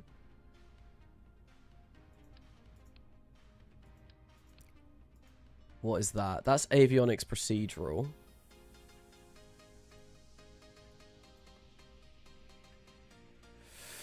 Do we want to get avionics prototypes? I don't know. Why is there an Italian flag on top? There was an Italian flag on top because I was just like trying to find a flag for it, and it was the first one that I picked. But it's, yeah, brain rot as well. Execute order 66. Oh, why are my ears ringing? What did I... Oh, was the pop... Was it the pop? I don't know. Maybe I was a bit too close to my microphone. This mic... So it's a Rode NT1. NT1A. It's quite new. I've only been using it since I've basically been uploading since the beginning of April. It's good, but the plosives for it are terrible. Right, let's have a look. Let's actually make something valuable. Or do we just...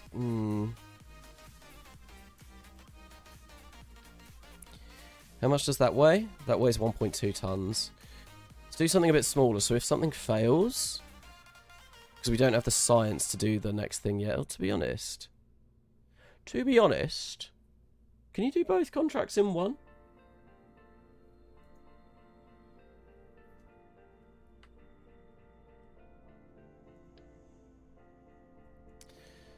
I wonder. By the time that this gets built... Oh, what is my mod? Show hide management. By the time this actually gets built, 1956. No, I reckon we'll get that built first, so we won't be able to do the Geiger thingy majiggy. Right.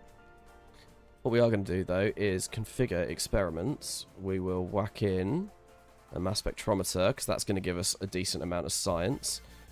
Thermometer and a barometer. I think thermometer and barometer are already done in low Earth orbit, but we might as well see if we can get any more science. Then what we want to do is actually put some electric charge on this thing. So I think maybe we do switch to avionics prototypes.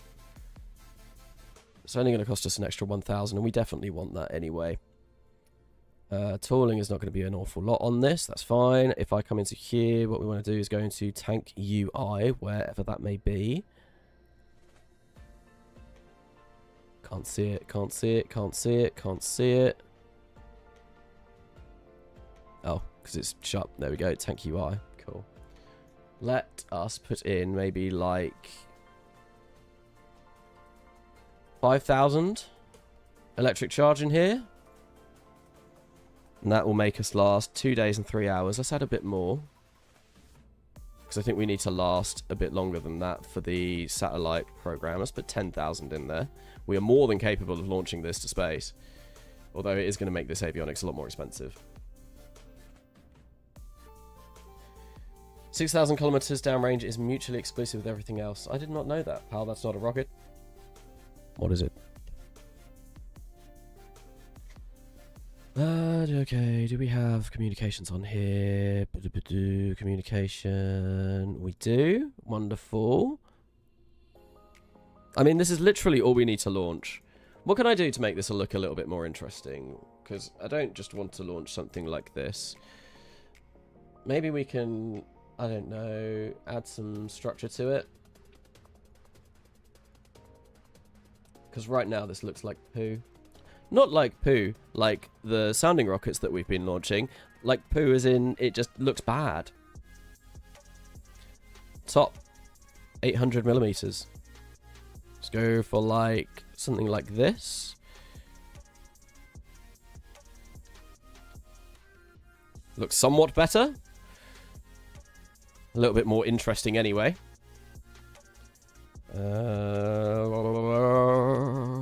Plain metal. And then maybe we can put on like a better antenna. We could go for the Sputnik antenna. But we could put them the other way round, so it all points like that. Oh, it's so cool. Look at it. I love it. Amazing. It's great. Then, I don't think we have access to solar panels yet. No, unfortunately we don't. Yeah, we need satellite era electronics research. So we're not going to put any solar panels on. This now weighs 0.13 tons. Is there any more science that we can do? We could put a film camera on, but don't really want to do that. This is all stuff that we need to wait for. And I guess we...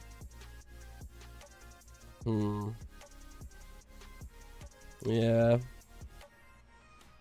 Kind of looks like a super space death ray. Make an orb. I was thinking of doing a ball. But actually, I'm liking this. I think this looks alright. I think... Can we... Yeah, we just turn off the we turn off the antenna for all of these because we've already got an antenna. We've got an antenna in here, which is going to be more than capable, more than enough.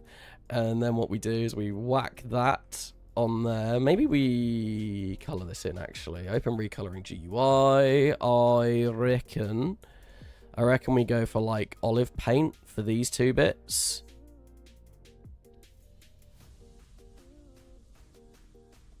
Olive paint for both. And then we'll also make the tops olive as well. One of my friends has a dog called Olive, and she is so adorable. She is a black lab? Brown lab? I think she's a black lab. She might be brown. I can't remember. She's a dark coloured Labrador, and she is the best behaved Labrador I have ever met. Ends is plain metal. I think if we do this, we are going to up the specular because I like things being shiny, and I'm going to keep it as metallic and add detail to make it look a bit like, you know, rusted or more interesting. And then let's put a decal on there, and I don't know what decal that we will do. And I think I will change the flag from Italian because, you know, this isn't Italian. I don't think I have the New Zealand flag. I might do. I might do actually, because I'm fairly sure, like, I have it from Kerbal gets from For All Kerbal Kind, because, you know, UK Space Agency, Kanzuk, basically being a thing. Let's have a look. I think I might do. Got straight. Yeah, there we go. We do. Nice.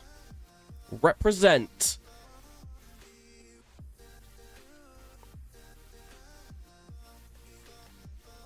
Let's also get some text on here. This, what should this satellite be called? I don't actually know what this should be called.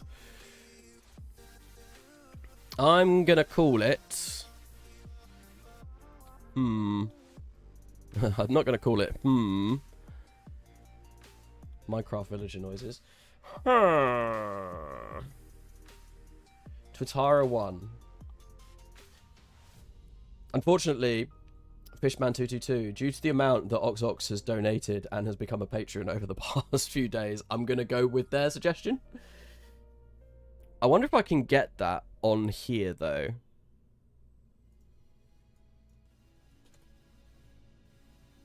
Like, TT. Why is it not letting me type?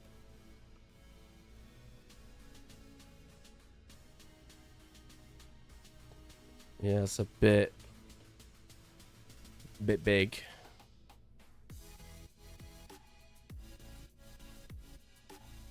Yeah, not keen on that either. I wonder if we can like just call it the T1 and then the actual thing.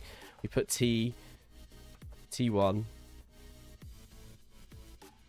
That looks like a pi symbol now. What does an actual one look like? Yeah, I prefer the I. Prefer the capital I. Cool. Set text. Wonderful. And we can make this. Put that there. Then this satellite can be upgraded later on down the line and we can put solar panels on it and stuff. I can't believe Karnasa just let capitalism win like that. Capitalism, I mean... What can I say? I like money. And OxOx has probably donated over the course of this live stream series, I want to say maybe at least £50 by now. Maybe even more. Maybe like 60, 70. It's been quite a lot. And I do greatly appreciate it. Thank you very, very much. You are funding this program pretty much entirely, in its entirety. Did you know that tuatas are lizard-type creatures that live in New Zealand? I did not know that, but that is interesting to know that that is what this is. So, tuatara. I'm probably completely butchering the name as well. Oh no, useless rat. Can we get a Coca-Cola on there? Coca-Cola ad on there. So once upon a time, when I was doing Kerbal Gets Real, we did have Pizza Hut. We've definitely had Pizza Hut. Might be able to get Coca-Cola. I'd have to download the flag though. Am I?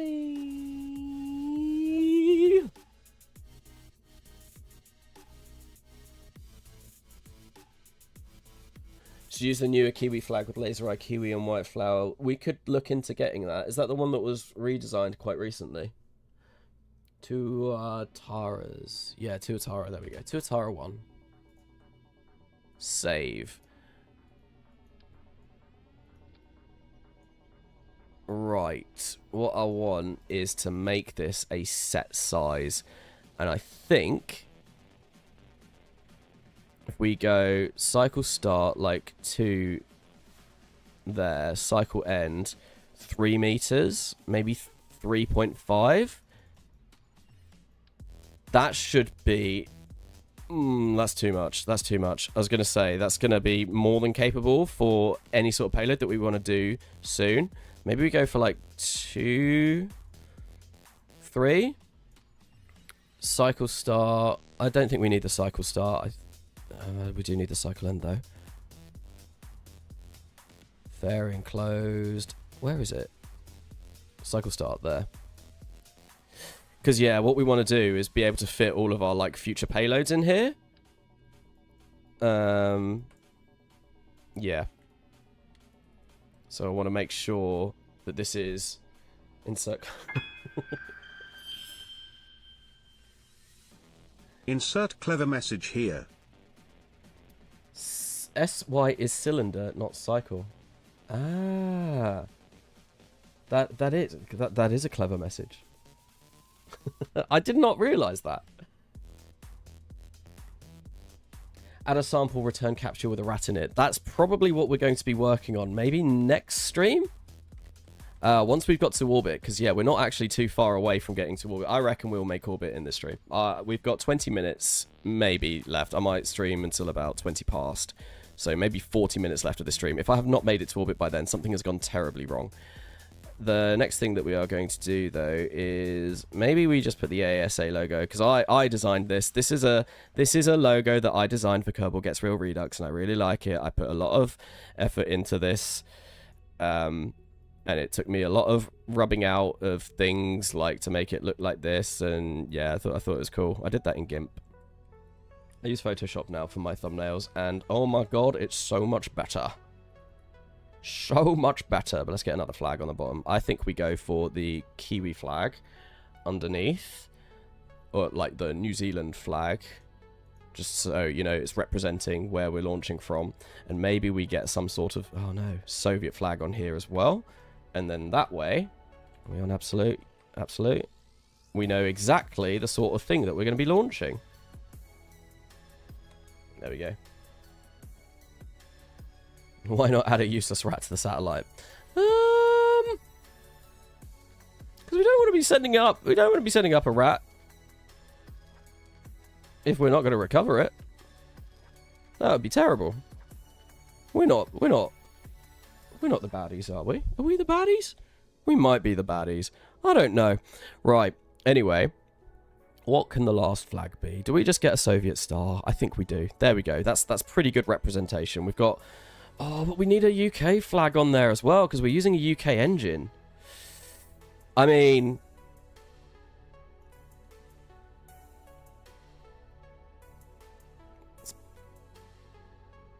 Close enough. It's sort of on there. Sad weather noises. Oh...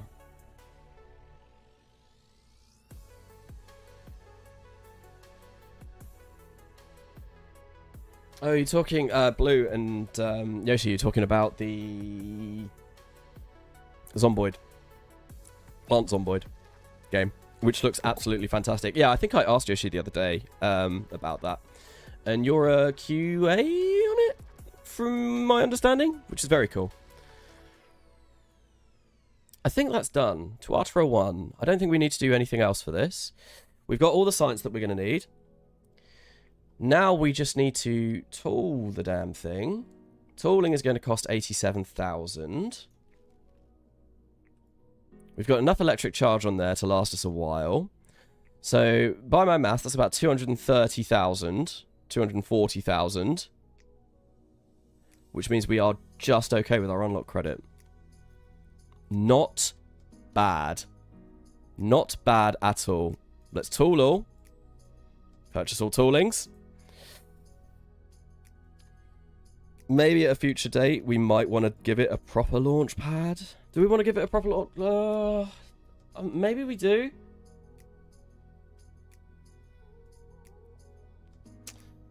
Oh, I don't know. Do we give it proper MLP launch pad? Start poll. See what people think. It means it'll take a little bit longer before we get to launch this. But it would look a lot better. It would look like a lot better. Oh, we've already got a star on there. Maybe I should replace that with something different. I'll wait to see what people think for the poll. What people say on the poll. Okay. Maybe we get the RAF on there. There we go.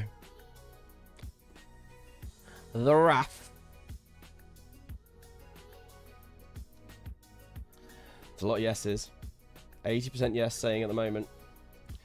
The Russians called. They want their pain back.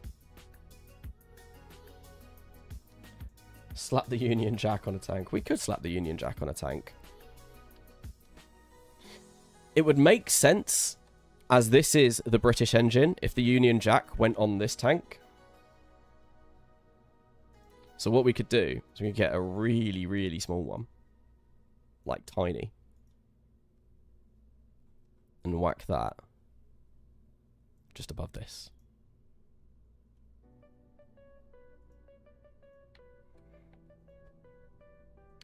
Technically it's the Union Jack, technically it's the Union flag because it's not being flown at sea. It's only the Union Jack if it's flown at sea. I'm not even sure if that's correct, but I know that's what people say. Right, to Artra. Cool, yeah. 80% are saying yes, so let's build a proper modular launch pad. I think maybe we go for like this. Do we go for the Soviet style one?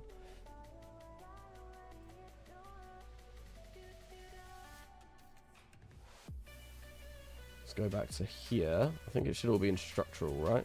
Oh no, there should be a modular launch pads section down here. General launch stands, Titan 3 launch stand. That actually kind of works with this.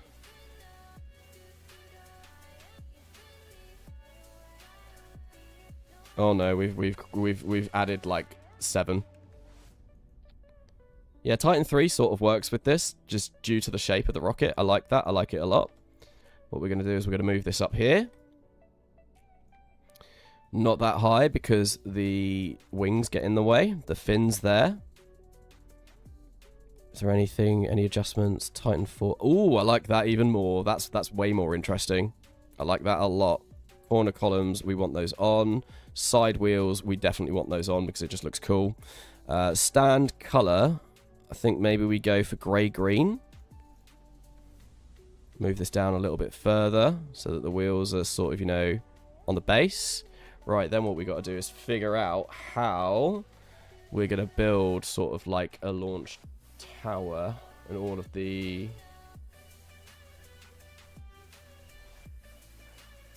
fuel lines and stuff. General service tower, large section. That's a little bit big.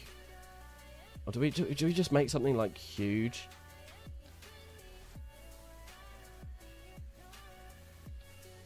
Like that? Something like that, maybe? Probably want it to be this side, to be honest. I'm sure there's like a Titan 3, Titan 4 bit that might be cool to do. Titan 3 modular service tower section. What I need to do is I need to do that and then go for like that. Yeah. Yeah, let's go for this.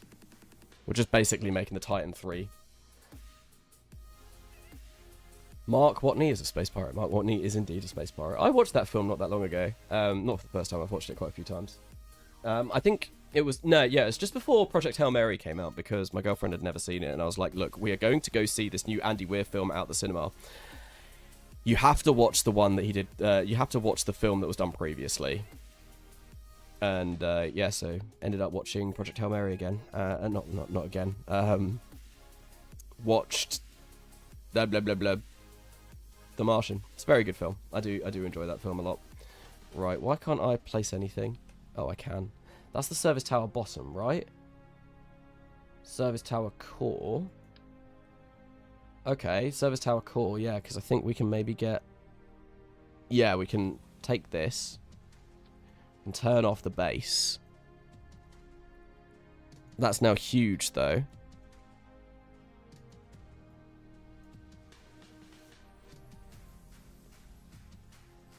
Can we make it smaller? Wait, is this the front? Have I placed it on the wrong side? Oh, here we go. This is the one that I want. Yeah, I think I've placed it on the wrong side. Yeah, that's better. Much better. We can get all the panels on as well, and the panels look great.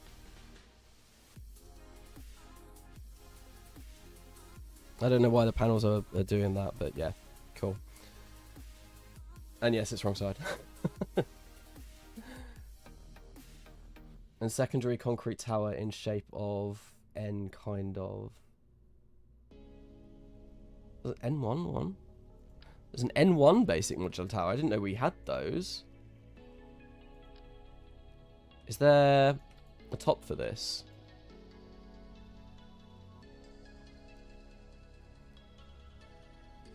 No.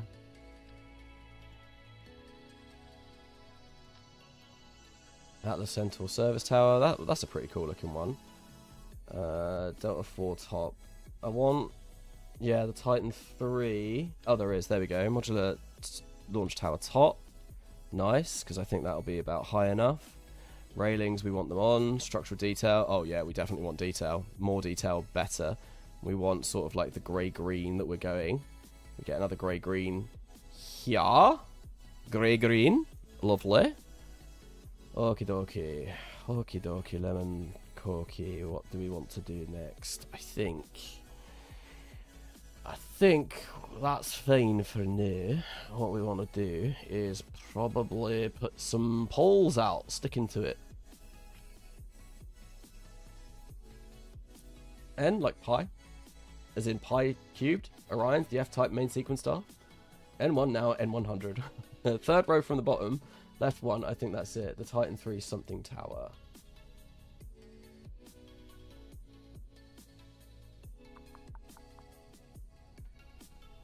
We go to special service towers, third row from the bottom, it would have been Titan 3 mast. Oh, this. Where does this go?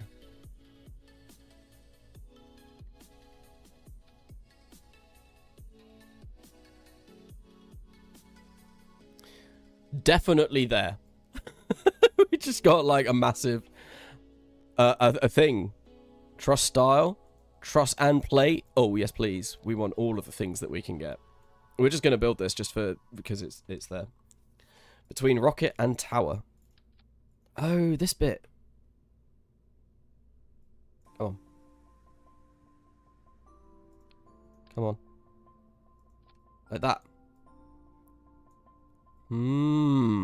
Yeah, that looks pretty good, actually. We probably want to make it a bit smaller. That looks cool. I like it. I like it. We definitely need some sort of hold downs here, though, because we currently don't have any. I'm just going to get some generic hold downs. Where are they? Where are they? Shuttle, Soyuz launch base, umbilicals, hold downs. I think if we go for these, what? Oh my god, these are huge. Oh, they should be fine, actually. Why can't I place them very well? Do that like that, and then maybe get that there. That's actually perfect. There we go. That looks good. Next thing, we do want umbilicals. Oh, do I want to spend all this time doing umbilicals? I mean, it would look good, but umbilicals take a while. Grab that. That one's a pretty decent size. Can we extend that? I mean, if we're going this far, we might as well, like, you know, actually complete it. No, it needs to be... That's its full length. Atlas Centaur. I don't want an Atlas Centaur one. I want one that's slightly longer. Tower, and there we go. That might be alright, because what we can do is then make this... Oh, wait. Oh, it is longer. Okay. Damn it. So the one I had before would have actually been perfect. Was it this one? Yeah. Get an umbilical there. We go for grey-green because that's what it is. And I do like yellow for the umbilical cords. I don't know why, but this is what... umbilical cords? Umbilicals. This is what I tend to do with other ones. Right, we maybe get that around there, like so. Get one over this side as well.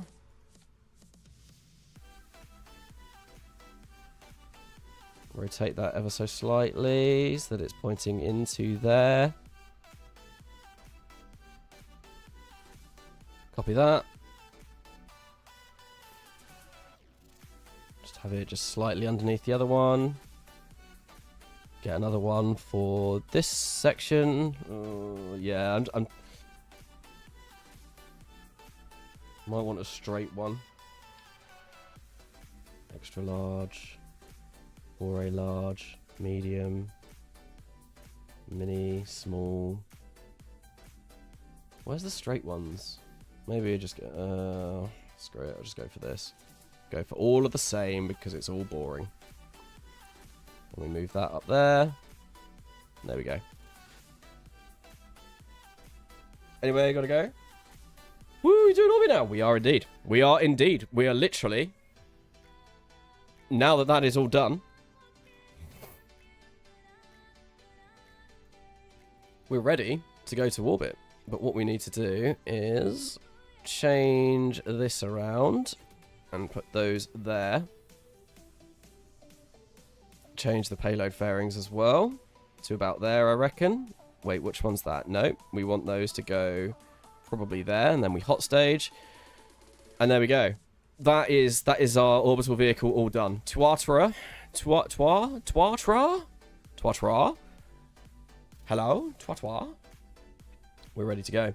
How are we getting those nice little categories of modular launch pad parts? So that is VAB Organizer. It was a mod that was recommended to me to download at the very beginning of when I started doing the stream series. And it was one of the first mods that I picked up. And honestly, it makes life so much easier. Like, if I go into engines, there is an RP-1 config for it as well.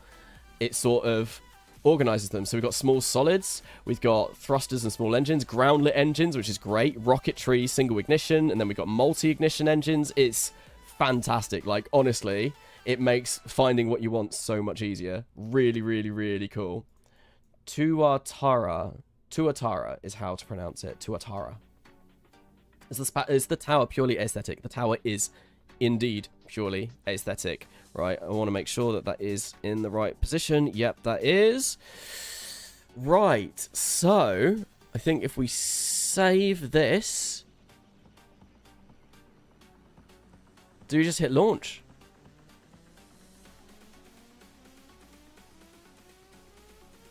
Why is that going to cost? So it says unlock cost 152,000.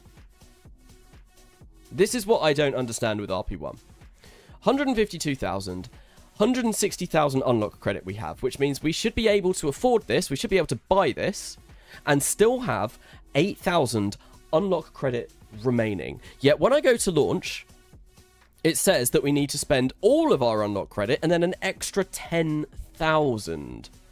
Why? Why?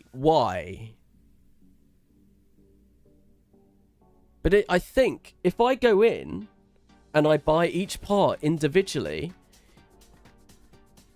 usually it doesn't cost that much. I think. But we can see, because yeah, if I buy like Sputnik antenna, yep, that's cool, we'll buy that.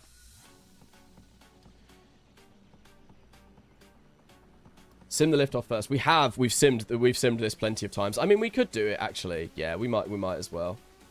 Then what we want to do is come into structure, because we've got structural parts.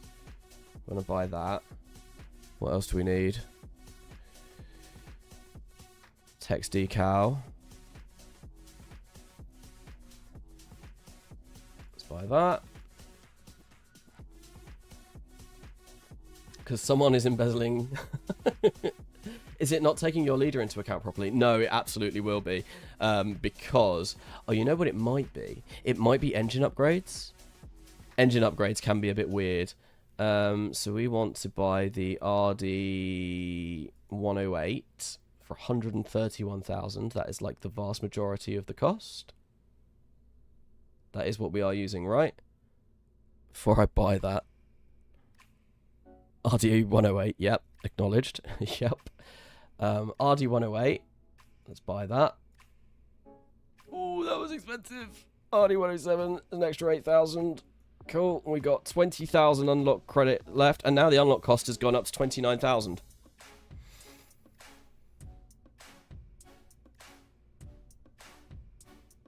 And now, maybe we did need to spend that much. Yeah, it's weird. It's not quite accurate, I think, because what else do we need to buy? The Gamma 201-301, and I think that will pretty much be it. Where is it? It's single ignition over here. Oh my lord! Why is that more than that says there? Why is it? Why is this? Oh, I don't understand where these costs are coming from. Like, if I look, what engine have I got? Yeah, I've got the buy 14,000. Why is that 14,000 there? Why is it cheaper there than?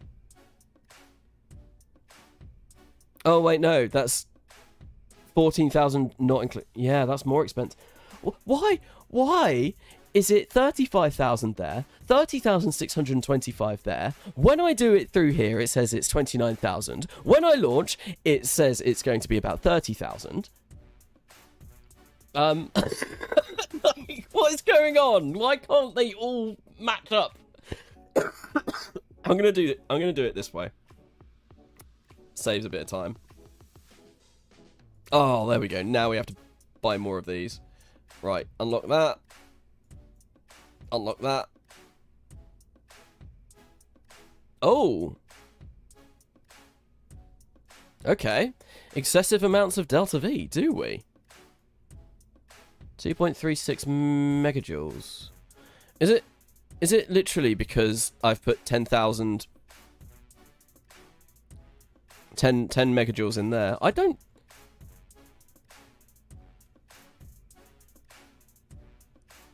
That's interesting. I don't think there's actually too much there at all. I don't think there's too much in there at all. Right, anyway, let's simulate it and have a look, because I think that this should be fine. Simulate, simulate. Let's give it a go. Yes, excessive amount of delta V. I don't think we do. Excessive amount of electric charge. I don't think we do. 2.5 on the launcher that immediately gets dumped is excessive. I suppose, actually, yeah. The only reason why we had that is because the payload, I didn't want to use the payload, but to be honest, the payload, we can use its electric charge.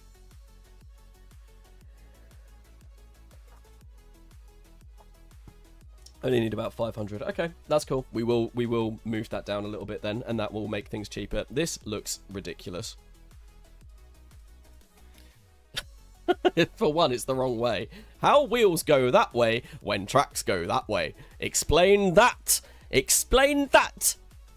New Zealand. Okay, right. Let us do ascent guidance, and we want to change to primer vector guidance. I reckon last stage will be 1. Ascent settings, PVG settings. Last stage will be 1, I think. 1. And early shut off stage. I don't want that. Why, when I tick early shut off stage, does it get rid of this target periapsis? I don't know. Right, let's go for a 300 by 300 kilometer orbit. Current inclination is fine. Booster pitch rate 50 meters per second.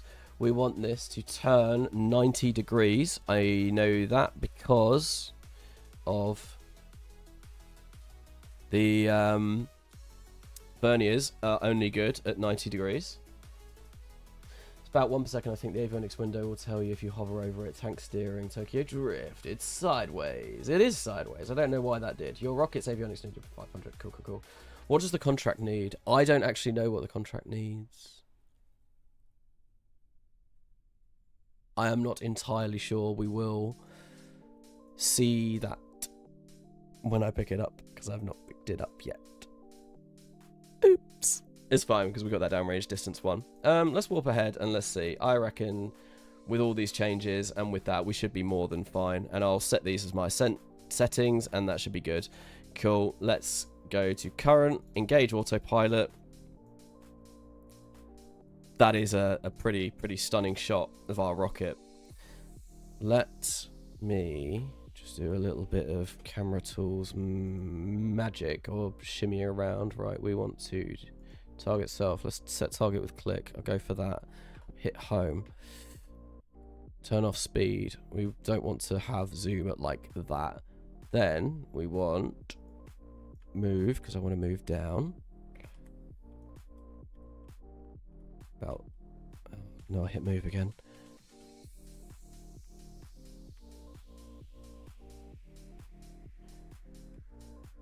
Go for something like this.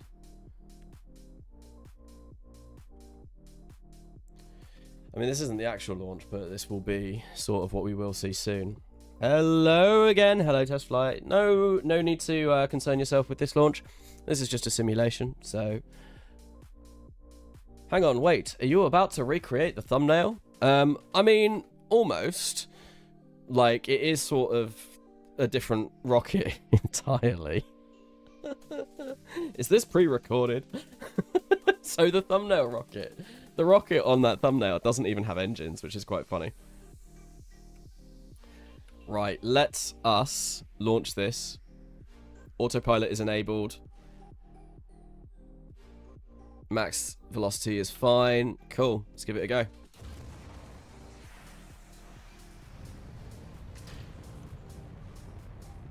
Oh, look at it. It's beautiful. Look at it gracefully take off. Tower clear.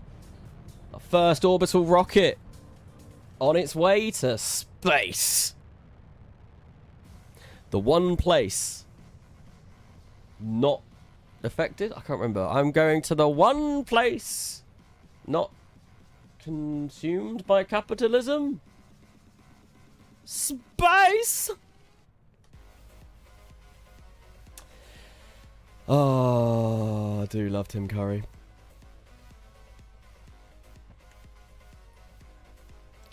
Yoshi, I need to relearn camera tools. For whatever reason.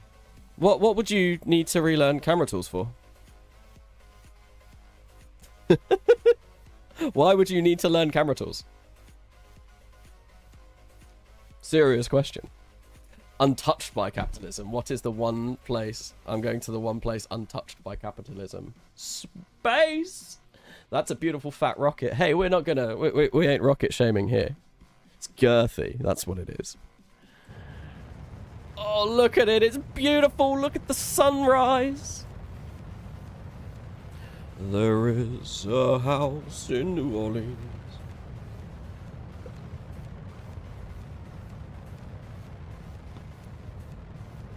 You still have your career that needs cinematic content. It's overdue on those by like 4 years. Camera tools is a fun thing to know how to use for no reason. That is fair. This is absolutely beautiful. Like, oh, it's so good. I love how this thing has turned out. I'm really kind of like pleased with this design. Like, I think this actually looks good. Usually, right. When I do stream series, when I do things on stream, what I tend to do is my camera still following me. No, it's not. Follow me whilst I get all engaged about talking about this. When I do stream series, I tend to make things look completely ridiculous, and I tend to make them just look dumb. Oh, there we go. There goes our boosters. Because I don't want to spend as much time on stream, like greebling, making things look nice, doing all of that kind of stuff. But I thought, you know what? Actually, let's do it this time around. Let's do it. Let's give it a go. Let's try and make this look good. And I'm actually really pleased with how this has turned out. It's beautiful.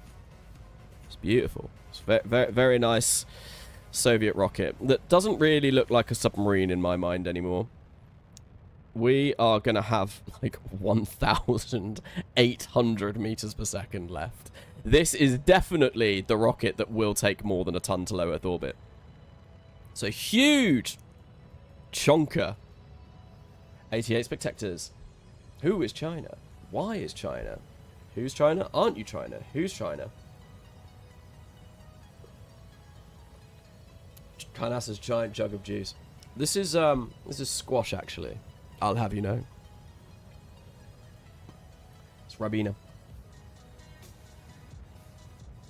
It's such a great mix of design concepts. I do really like it. I honestly. And then we've got this little satellite. This little boy. Look at it. Check it out. Little proby boy. I'm definitely gonna be probing things with that selection of things there. I don't think we need to follow this all the way to completion, though. I think what we can do is we can revert back to the vehicle assembly building, because I know it works. It works. We're definitely going to make it to orbit. It's fine. We can go away, or we can build it, or we can launch it. N8 is playing as N9. Is it me who is playing as N9? I'm playing as N9. I'm taking over the US. N7 is subtly by manipulating N8. N1 gaming has been banned from RP-1. Oh no, we're going to orbit. We are indeed. And we are, I think we might overrun the stream a little bit today just to get to orbit. I am off now. I am on holiday, so I don't mind if I overrun a little bit. My girlfriend might be a little bit mad. But, you know. We'll do it. Right, I think... Right, let's have a look. Yeah, so let's change this maybe to... Let's change this to, like, 500. I do like that, though. I like that they have put that warning in, because it does sort of let you know that there is an obscene amount of electric charge on your vessel, because, you know, when you plonk electric charge in, when you plonk an avionics on... Plonk is a good word. When you plonk some avionics on, what it does is it fills it up to the brim, and that stuff can be insanely, insanely heavy. I wonder if it is just this. If so, I'm not worried. I'm quite happy with this. 5,000, 6,000 to send basically 2 tons to low Earth orbit. It's pretty decent. Let's give it a launch. Integrate anyway. There we go. We have built it. Well, we've not built it. We have added it. We're going to be building it up, and hopefully by the end of the stream we will have launched this, and we will have made it to orbit for the first time in this RP-1 stream series, and then it gets way more exciting from there. Right, so I think what we want to do is, if we have a look at our combined, the rollout of this is almost done, so we are just going to do that, launch that super duper quickly.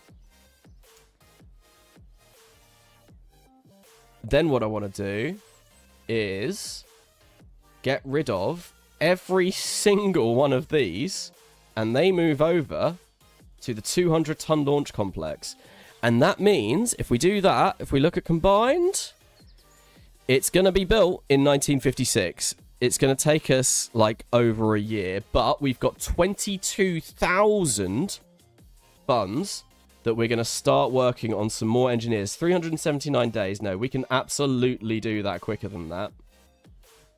We're just going to have to start really hiring some engineers. So if we go engineers, maybe we hire another 50 for now. Let's get up to 150, actually. There we go. We come into here, and we add them all there. 150 engineers working on this thing. We're still getting 250 a day. That should mean that our Tuatara is done. Still at the beginning of 1956, but I reckon we can get that down with more engineers. I reckon that is absolutely something that we can do. Cool, let's close, and we'll get a 1955 first orbit, hopefully. Right. What I want to do is I want to cancel this contract, and then I want to re-pick it up because we might get extra days from it. Yeah. 410 kilometers downrange. I think we can do that. And hopefully we get that 0.2. Let's give it a go. Yes, you should.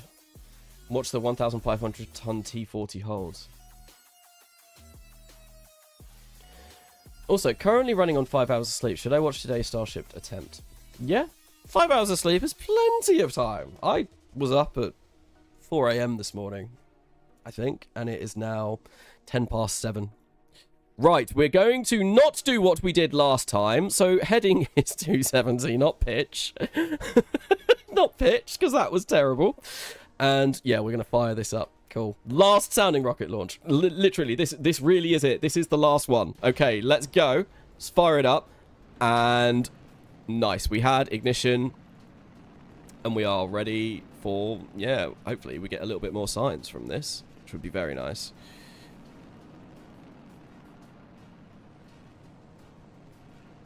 Heading 270. I would have thought we would have gone more that way, but that's fine. Going straight west. That sounded like an engine failure. It is. We've had loss of thrust. Performance lost.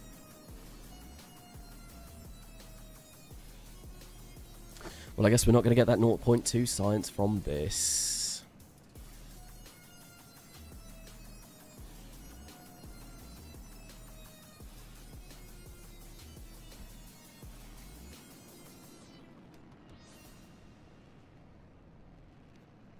Balls. Ah! Fudge nuggets. Plimpy, plompy, Planetsky. Yeah, well, they really don't want you to stop building sounding rockets.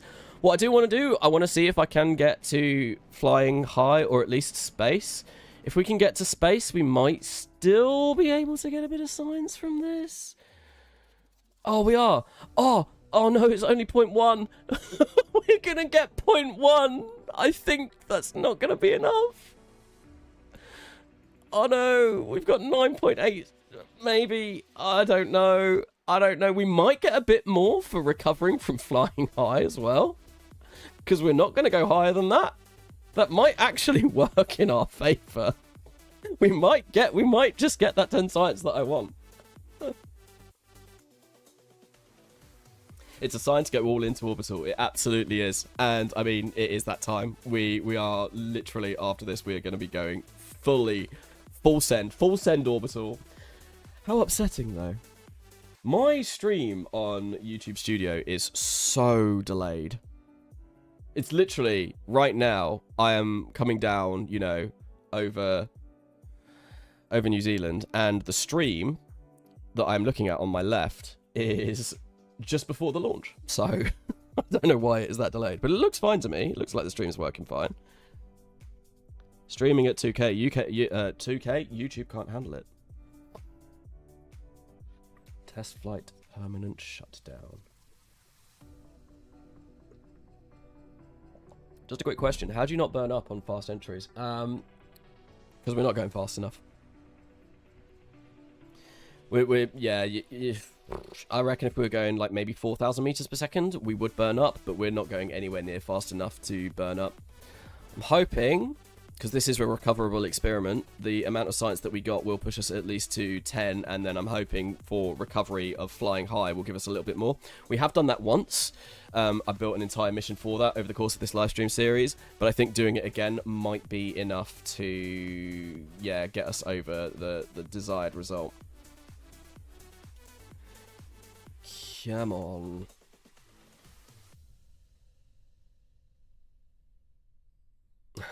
I didn't ask about slow entries, I asked about fast entries. The fast entries, you want a heat shield. Oh dear. Funny number of votes. No, that's... Oh, poll complete, 67 votes. I thought you were talking about the percentage of yes. 6-7.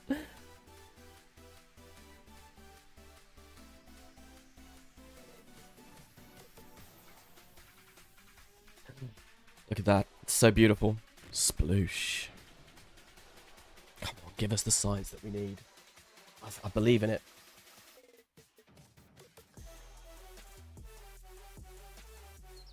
$10.4! Yes! Right, that means we're buying entry, descent, and landing because I want those heat shields.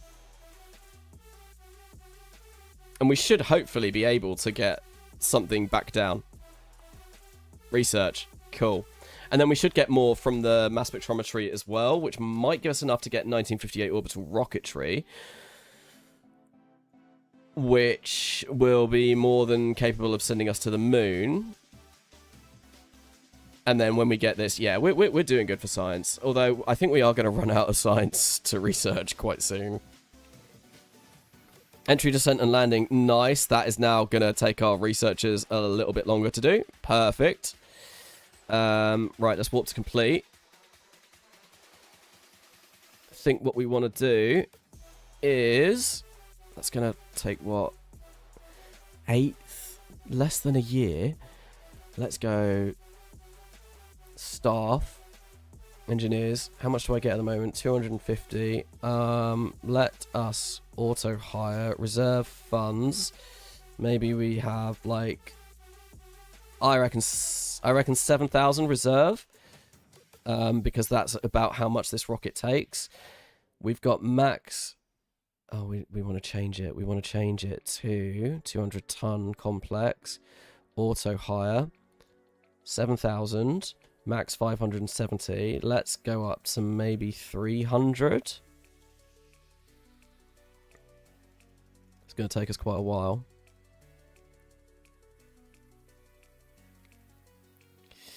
Over 126 days. When's that going to happen? before the end of this year at least. But hopefully each engineer that we put into here will bring this down. Let's watch that go down. Tuatara 1 is now gonna be 1955, I reckon. That's interesting. It's going down to only 1,000. I don't like that. Why has that done that? There we go. December 1955. Ideally, I want it to be in like November time-ish. Because if we go for a November launch... 199 a day. If we go for a November launch... If it's complete in November, that means that the rollout time should hopefully be done by December. 187 funds, 186, 185. Our research credit should be going up a lot. Yeah, I think we're good. You set to 700, not 7,000.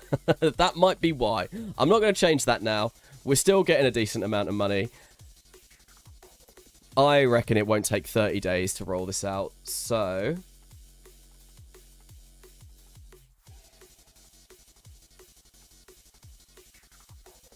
Hopefully our efficiency should have gone up by quite a bit as well. October. How many have we got? We've got 236. Maybe we go up to 250. How do I cancel the auto hire? There. Let's do auto hire. Let's do 250. Reserve funds, 7,000 this time. Add. Satellite era electronics research will be done very shortly. We'll gain 2,000 in that time. 29th of November, we will build this. Let's go for it. A fair whack of money. And there we go. That is now done. It's going to be done in 11 days. I think what we do is we set... If I go to here, we can set this. Right. Location. Manage LCs. 200-ton launch pad. Location is just going to be launch pad. Roll out.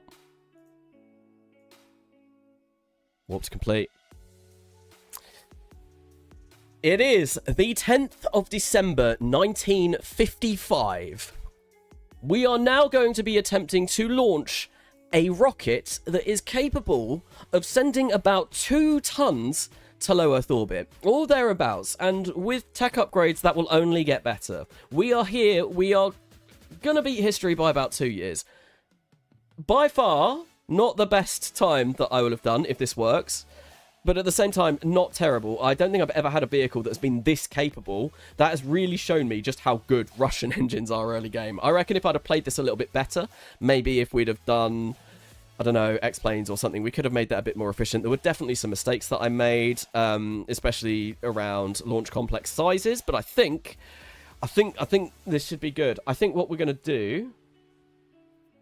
Audio is fine here. Oh, is the audio? Audio bad? Audio gone. Interesting. RIP audio. Stream was messing up. That's interesting. Anyway, what we're going to do is we're going to start a poll. Will we orbit? Will succeed? Let's give it a go. I think we can do it. I think it's possible. Come on. Restarted an audio works again. That's weird. I did X-Planes and American engines. Got to orbit a month before you're at now. Nice. Yeah, there's definitely a few things that we could have done a little bit better.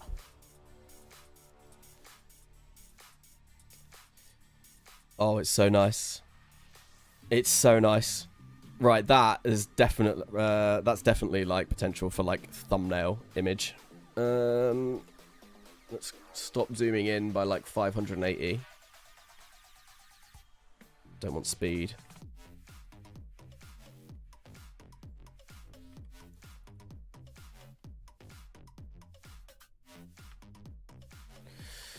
Oh, I want to set target with click.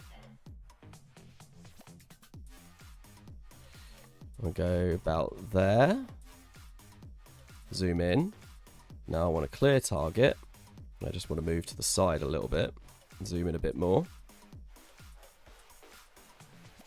Now this doesn't look great for the stream because my face is covering this, but this is a very cool pic.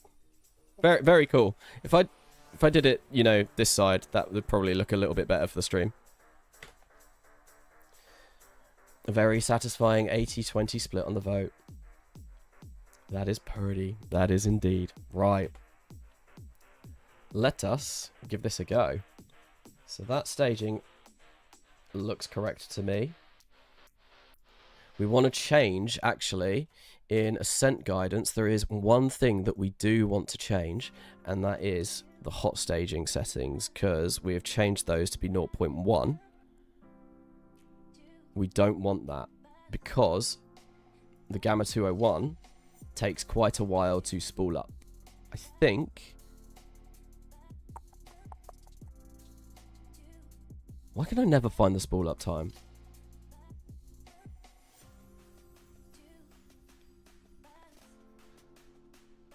Seriously, what? Oh, there we go. Effective spool up time 1.53. So I reckon if we go for... I reckon we go for like 1.2. I'd probably do 1.1 or just 1. However, because we have got Delta V to spare with this, I don't really want to risk it. 1.2 seems like it would be a decent amount. We should be pretty much there by that point. And that goes, then that goes. Payload fairings drop after there. Yep, I think we're good. So I think we'll go for a 3. Oh, you know what I forgot to do? Cancel that. Yeah, right. We definitely want to do that. Right. This should all save though. This should all save. We should be good. Don't lowball it. Yeah, I suppose. Maybe. Remember to keep your final gamma stage on for the weight. We don't need to. We don't need to. We're literally, this satellite will be able to launch a 2-ton probe. Or one, yeah. So we will do that later on. We've not got the science experiments for this yet, though. So we will have to launch the actual final mission later on. So we're going to cancel that. Then what we're going to do is we're just going to get first artificial satellite. Because this should weigh 30 kilograms, I reckon. So we need at least 150 kilometers, but that's fine. We'll definitely be able to do that. Oh, you can do it at the same time. That is really interesting. So, if our research, if we'd have got... I mean, it's 38 days. It takes us a lot longer to build one of these. Do we wait and just get that research and just put... no, because I want to get it launched now. Right, it would be much more efficient if we researched satellite era science and just did it all in one. But I want to get it going. I want to launch now. I want it to happen. Polar Science SAP launch 2. Remember to not immediately 180 immediately off the launch pad this time. No, we're not going to do that. We're absolutely not going to do that. But yeah, we want to launch before 1956. We want to get this launched. First satellite done. What I am going to do though is we are going to duplicate this. We should have enough money to build it. Yep, there we go. And that's going to be done in April, so it really won't take long. And as we get more efficient, yeah, we'll be building those super quickly. Right, Tuatura 2, Tara 2. So that's a lot of T's. Right. Launch. I have picked up the contract, right? Yes. Yes. Yes. Yes. Launch. Let's go. Here we go. First launch. In the words of Sheev Palpatine himself, do it. Launching is good because you need engine data. That is also true. That is also true. You all make really compelling arguments. Everyone is making a very compelling argument. So, here we go. This, let's set it to 1.5 so that we're, you know, not risking it. And we want to engage autopilot. We're going to have about 1,600 meters per second of Delta V left. Which is insane. I'm not going to bother getting a pretty shot this time. We're just going to go. We're going to go. Right, here we go. 3, 2, 1. We have ignition of the 2 RD-107s and the 1 RD-108. Tower cleared. We are on our way to space. Oh, we need you to get on the dev jeb.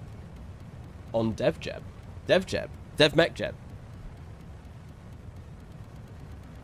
I thought there was a problem with dev mech jeb. I thought there was something broken about it. I've only just started using this version of mech jeb. I don't understand it yet. I don't understand how any of it works. But look at that. Oh, it's beautiful. We are on our way to space. We have not had a failure yet. We're going to make it. I believe. I believe. I believe in it. First orbit. Oh. 1955. Not... Yeah. Only major issue is launching into plane is a problem. Oh, okay. Using DevJeb again feels like 1.10 era again. Yeah, it's been a while since I've had to use the in-dev version of MechJeb. New one uses PSG instead of PVG. So, primer vector guidance, primer scalar guidance?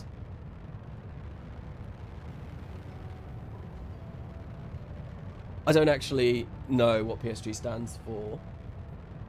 Going off of what I know about vector maths, scalar would make sense, because it is, you know, to do with linear algebra. Paris Saint-Germain. But PSG is so much more efficient in Atmo.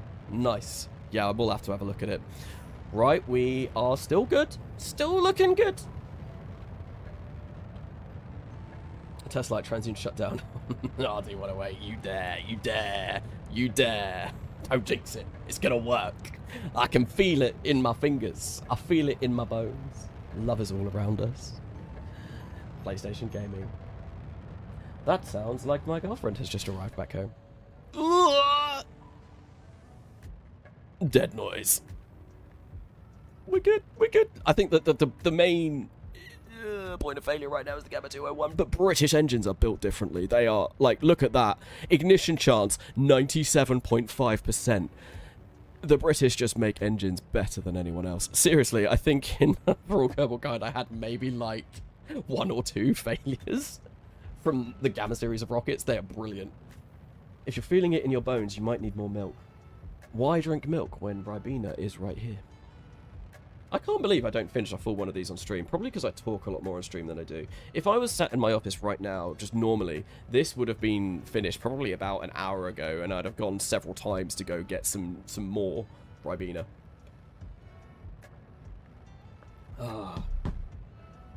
Ignition failure on Gamma 201. I mean, there is a 97.5% chance of ignition.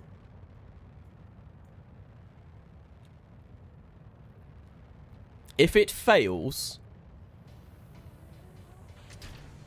that would be very, very, very, very, very unfortunate. My main concern now is actually something going wrong with the RD-108, knowing how reliable that is. Purely because if the RD-108 fails before we can spool up this engine, we might have ullage problems, and then that way we don't get to space today.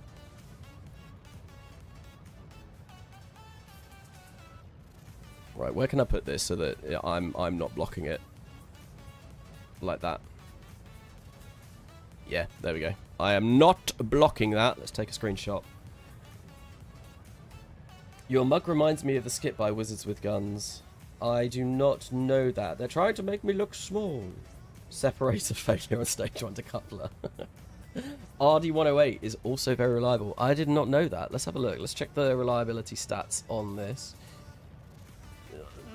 It's only a 90% ignition rate. Time between failures 45 minutes, and we are getting to the point where we are almost at our rated burn time. We are going to go over our rated burn time by quite a bit. I did not know that.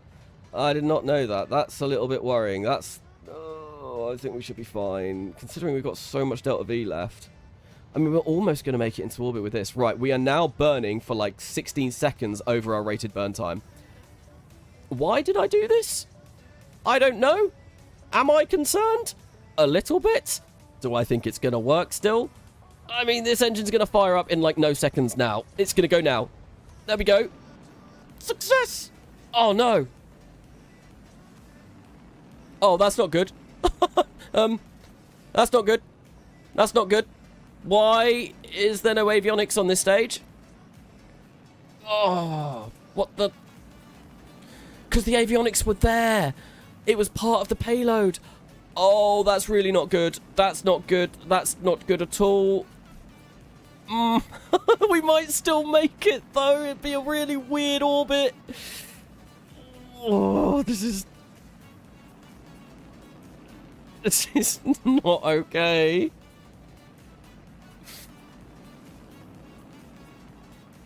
Oh, it's because the avionics were part of this bit. I don't think we're gonna make it. We're spinning around too much. We've messed this up big time. Oh, that's so annoying. Because I didn't test this stage before. Tundra 1 Pro batteries are dying. That's fine. I mean, we're gonna be in orbit for a very, very, very, very long time. Which does mean that we should be able to get science from the mass spectrometry. Because we are going to go quite high. That's so upsetting. Periapses, yeah, we're sticking at about minus 600. We're going to go really high, but I don't think we're going to be able to... Oh, okay. Fine, we have loads of fuel left, but MechJeb Ascent Guidance just finished. Thanks, MechJeb. That might have made us into orbit. Oh well.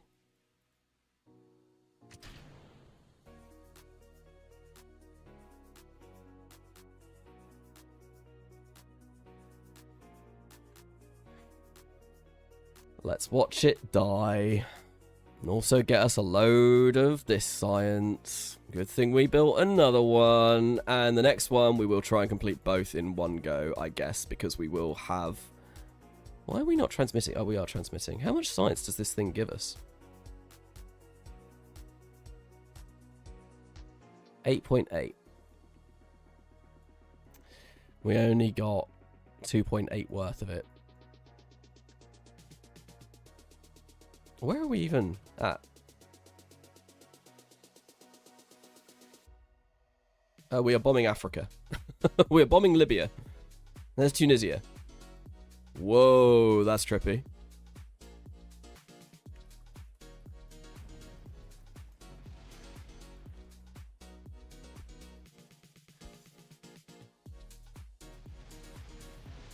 Is this going to discover the Van Allen belts? Not at the moment, no. I think we will be able to definitely do that with this rocket, though. That's so upsetting. It's Carnassa. Carnassa is getting fired. I am. Womp womp. It's me. It was me. It's all me. Right. Okay. Let me go into here. How much unlock credit? We've got 71,000. That's fine.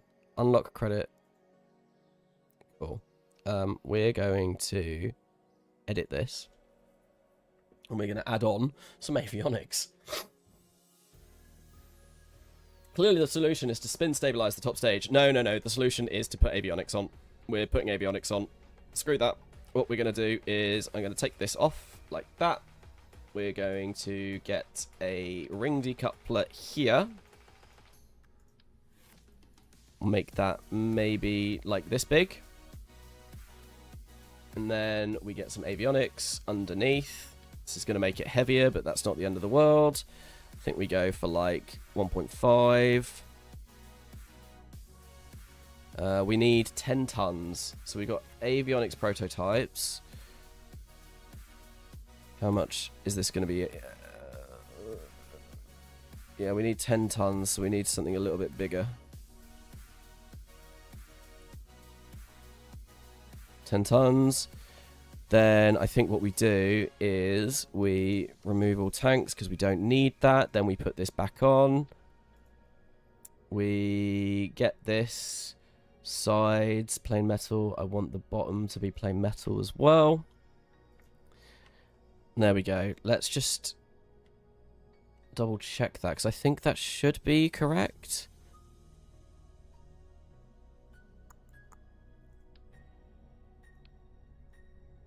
This weighs 6.89 tons. We don't even need 10 tons. I'll do 8 tons just to be safe. Go for that. Move those back up. I think we're still going to try and go for first orbit today. Even though my girlfriend is now back home. I want to get to first orbit. Like, we want to do it. We want to get there. We're going to do it. It's going to happen today. It's going to happen. Right. Let's have a look at this. How much is that going to be cost at all? Ooh, that's disgusting. Oh, I don't like that. That's a lot of money. 6,000. It's fine. We're going to do it. We're going to use this a lot. Yep, fine. Purchase all toolings. Do it. Yes, do it. Cool. Okay. If we now save this, edited. Oh, great. Yep. We've just made it a lot more expensive. Freaking hell. Oh, another thing. Actually, no. We'll edit it when I get to that point. We need to add the sort of scientific experiments that we are going to need. Right. Save. We can still complete the program at the same time. Listen to the map. The rocket pendulum will work. Oh, hello, map. Just put the main engines at the top and it will stabilize like a pendulum.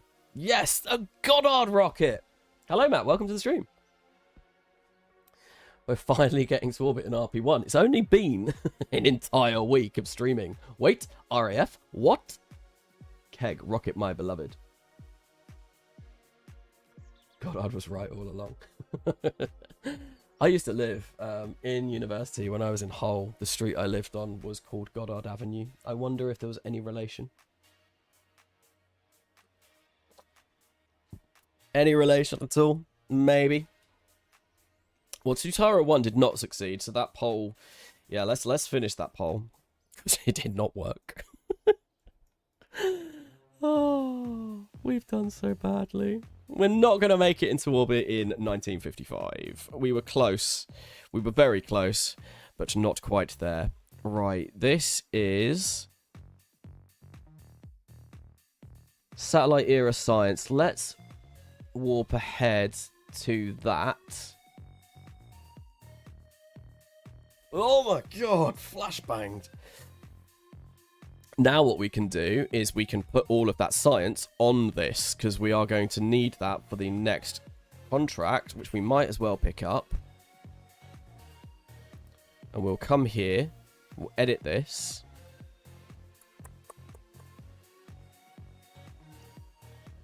It'll be done 30th of April, 1956.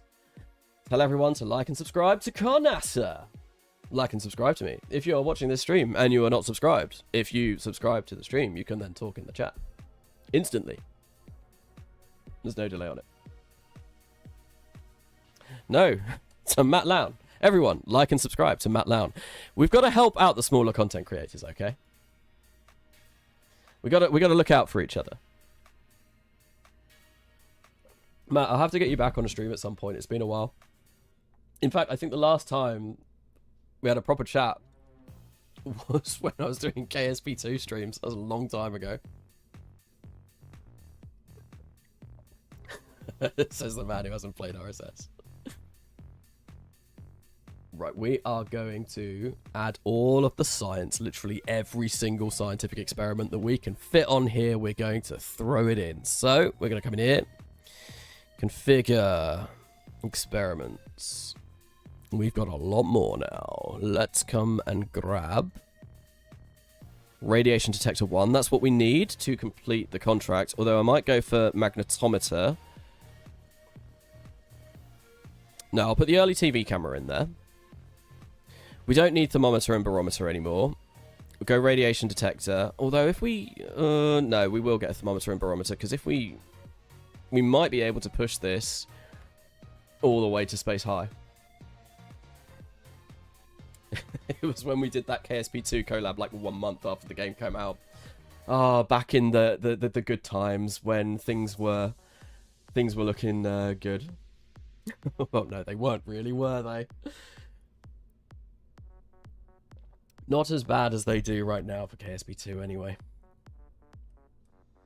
So what we're going to do is grab some scientific experiments. Going to go for an early magnetometer. Ooh, that's got a new design. That is definitely different. Micrometeorite detector. I'll grab one of those as well. Whack that on there. It looks ridiculous, but it's fine. What have we got on here? We've got video imaging, mass spectrometry, temperature scan, pressure scan. Yeah, so we need the Geiger-Müller counter. Grab that. Whack that on there. I think if you put it on the avionics, it doesn't mess around with center of mass, but I might be wrong. I think as well, what we also want to do is make sure that this is a 1-ton payload. 0.416. So if we grab, say, conventional structure tank, make it 1.5. Can be steel fuselage because I don't care that it's super heavy. And we fill it with turpentine because everyone loves turpentine. That now makes it 1.5 tons. We don't need quite that much. We're launching turpentine to space for absolutely no reason other than to be heavy.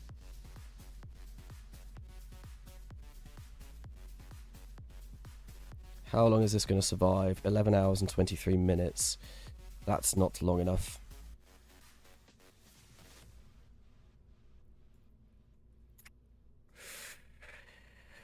What I might do is change this around so we get the tonnage up here. It's now 0.786. Go for something like that. 1.009, and this should now last us 3 days and 12 hours. I reckon we can maybe make it last for even longer. So we're going to tank UI here and add maybe like 6 days worth of experiments that we're going to be running. Maybe even more. Let's do that. It's like 14 days worth of electric charge. And now this is going to be like super duper heavy. So we can actually get rid of some of the turpentine. We don't need that much turpentine. God. Who would want to send that much turpentine up into low Earth orbit? It is very reminiscent of the Imperial probe droid. Bib. A little bit, yeah. Why are you sending turpentine to orbit? Why not? Why not? I don't know. Someone recommended it on like the first stream, and it's literally what we're going to be doing. Cool. So, if we... Oh, God, that's expensive. Why is that so expensive at all? I don't care. It's going to push our... Ugh. Purchase all toolings. Right. We get 9,930 meters per second. Hopefully that does actually allow us to get into the scientific satellite orbit, because we need to be above 1,500 kilometers and a perigee of between... It's going to be close. It's definitely going to be close. If we can't make it, I'll be very upset.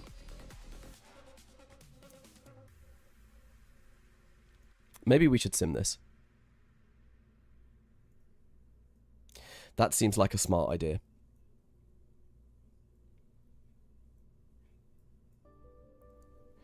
That seems like a very smart idea. That's absolutely what we're going to do. Right, we're going to do that. Save. Now that we're launching something like quite considerably heavier. Also, let's make sure that we can actually... Avionics control. 7.83 tons. This can take... 8 tons, so that should be fine.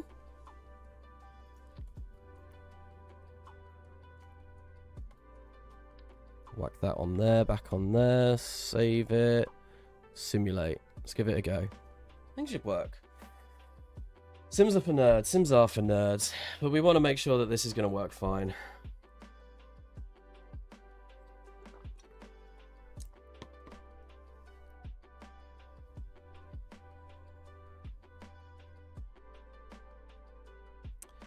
Right. So we want to be maybe like 225 by 1,700. Current.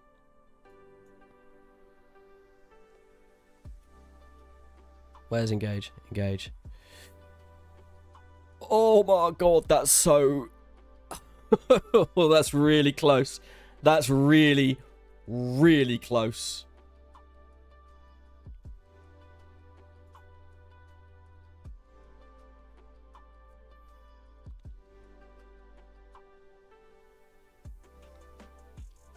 That's insanely close.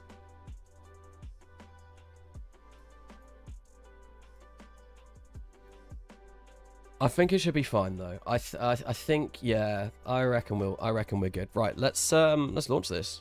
2, 1, and go.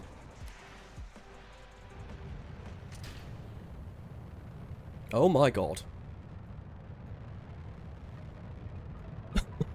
Well, that's an interesting maneuver.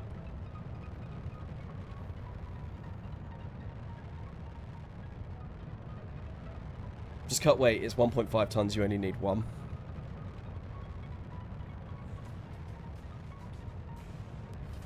It was only 1 ton, I think. Doing the Astra rocket slide. Something happened. Something did indeed happen. 1 sec, I just need to message.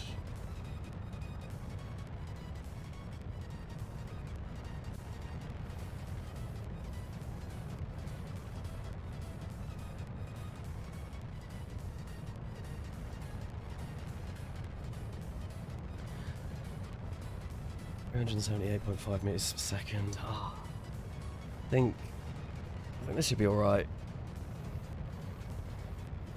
That is super trippy, though. I don't know if you can see that, but yeah. YouTube is probably killing. Why are we pointing straight up still?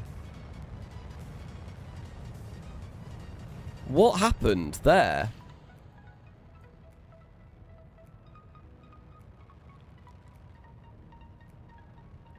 Why did we point straight up for so long and then just flip over? That was weird. Let's revert to launch and see what we can do to fix that. MechJeb might be drunk. I think MechJeb was a little bit drunk. First of all, we slid off the side, and then we did a weird thing, and that probably lost us a lot of Delta V.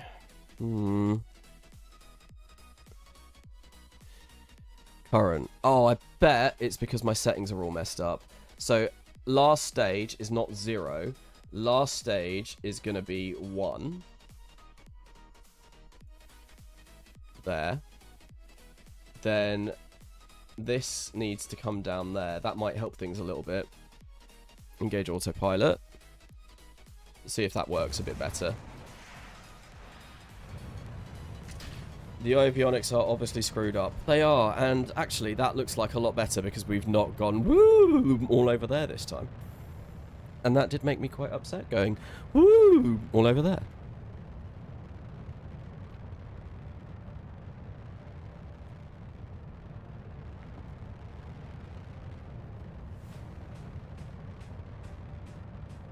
Right, we have done roll control, and that does look like potentially we are pitching over a little bit better. Yeah, we definitely are. Yeah, that's miles better. That is much better. It's because I hadn't set the PVG settings properly over here. I needed to set the last stage to 1, which is going to be that stage there. 315, 308. I think we should be fine, because that's going to start getting a little bit better. So I want to go 225 rather than... Interesting. Why are we not... Oh, god damn it. That's why. Well, that was a lot of fuel that we did not need to burn. 225, because we are playing with Principia, so it might bring our perigee down a little bit, and 1,700, because, once again, yeah, we might... Our apogee might go down, because Principia will mess around with it and... with stuff like that, and if we need to keep it in orbit for a day, I'm hoping that being 25 kilometers over should be enough, and that being over, Yeah, I think that should be fine. But yeah, it does look like that we are actually going to be able to make it to the desired orbit. We are going to have about 60-ish meters per second left, maybe? So it's going to be very tight. Very, very tight. And that does worry me ever so slightly. It's going to be a close one. 30 meters per second it's saying that we've got. I think it should be fine, though. Definitely should be fine. And then we're going to be able to launch so much stuff with this absolute chonker of a rocket. Can MechJeb automate things like station keeping when using Principia without having to switch to the craft? I don't think it can. How do you manage having lots of things in orbit eventually with the moon pulling them around? You just kind of make do. You kind of live with it. Kind of live with it. Most of the time it is fine, though.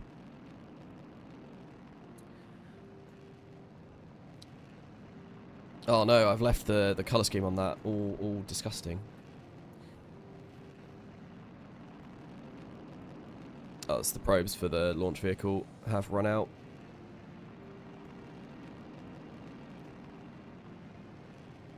This does have gimbal, right?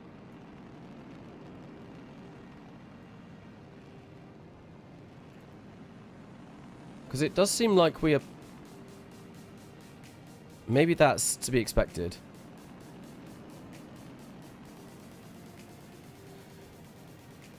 I think this engine has gimbal. If this engine doesn't have gimbal... Yeah, it does have gimbal. Lovely. Oh, that would have been so bad. That would have been truly terrible. But in 10 seconds, we are going to make it. This is only a simulation, obviously.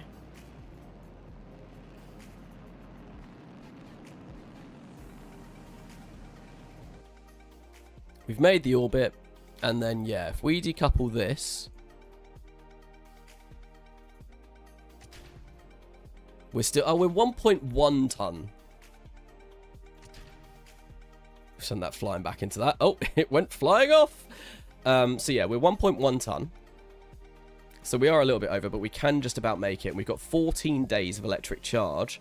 And that is with, like, all of our experiments. Oh, no, it's with none of our experiments running. Oh, that's not great, is it? If we turn everything on, how much does that go down to?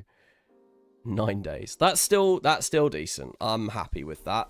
I'm happy with that. That'll do. Right, what we're going to do is probably revert flight to vehicle assembly building, get this built up so we can actually launch it for real. Lead ballast is usually used for that purpose, but turpentine seems more fun. Yup. Wouldn't the turpentine sloshing around mess with the center of mass? Quite possibly. But we want to send paint stripper to space for some reason. One last thing. We're going to change this to plain metal. And if it's 1.1 ton, I do want to make it as light as I can, because that was a little bit too close for comfort. So this is now 1.07 tons. Interesting, that was heavier than it said. So let's maybe get it to be just over 1 ton. 1.007. 1.007. Oh, I know what added the mass. It was this decoupler. Yeah, there we go. Perfect. That should be good. We don't need to tool anything because I believe everything is tooled up already. If I have a look, yep, everything is tooled up. We're going to save this because if this goes wrong, then we will launch it again. We are now going to take 136 days to do this. Save edits. And I reckon this will cost us quite a bit more. Cool. Tuatara should be the name for all Earth scientific satellites. We could have different versions of Tuatara. Check the decoupler mass kind of. Yeah, it was. It was not a huge amount, but it was a decent amount. Wait, Kanasi, you're still streaming? Oh my lord, I thought I'd miss your first orbit attempt ever. Well, you have. We have had an attempt. Oh my god, it's going to take until June. We have had an attempt. It didn't go very well. Oh, I can't wait for my cough to go. Right, how much are we gaining a day? 152. What I want to do is actually probably maybe set my research work rate, because that's going to be done in June. Maybe we set it to like August. And we get a little bit more money. And then we auto hire engineers to here, which I think we are doing already. Yeah, we are. So let's auto hire until we get to 250. Wonderful. Still get 241. Let's now auto hire until we get 300. I reckon that's what we want to do. So auto hire up to 300. Maybe we go for 7,500. Add. Our efficiency is going up somewhat quickly, but not very quickly. It's still going to be like June where this is finished. No, it's not. It's going to be May. There's not going to be many launches in 1956 at all. We've reached 300 engineers. We're still getting 173 tons a day, so I reckon we can hire even more. So let's go up to 350 and just keep doing this until we get the amount that we so desire. Add. Because once we get the next programs, we should hopefully start getting a lot more money. That's going to be done 17th of May. Yeah, let's do it.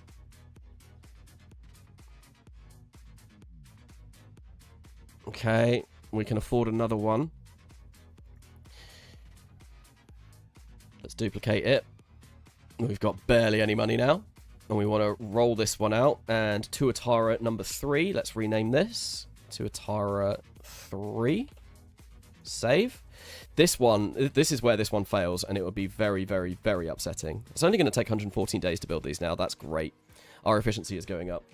This will be the second attempt. This will be the second attempt. The first attempt failed because I forgot to put avionics on. I messed up. I screwed up. I royally screwed up. Right. We are going to lose 1,216 from the rollout of that. Let's just kill research for a second. Yep.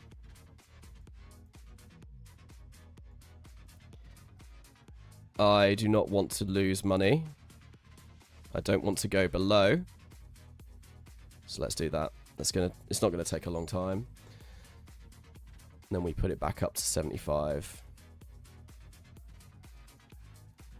We're getting 150 a day. Right, let's warp ahead to the morning and let's give another attempt at reaching first orbit. And once again, it's gonna be a beautiful sunrise. Okay. Is it poll time? I think it might be poll time. I think. Will attempt to fare better.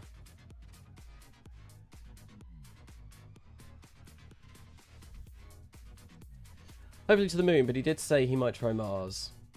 The global economy, KSP must be great for 173 funds per day to be enough to hire engineers. So I think one fund is... There is a conversion. There is a conversion. I can't remember what it is from the top of my head, but I think it's like one fund is 1,000 US dollars.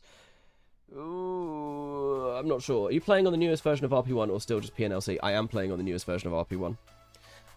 It's so new that we've got all the nice new tank features, which is very, very, very cool. So my ascent guidance settings should be set to exactly what I had before. But I think what I might need to do is actually change my staging around a little bit. So that needs to go there.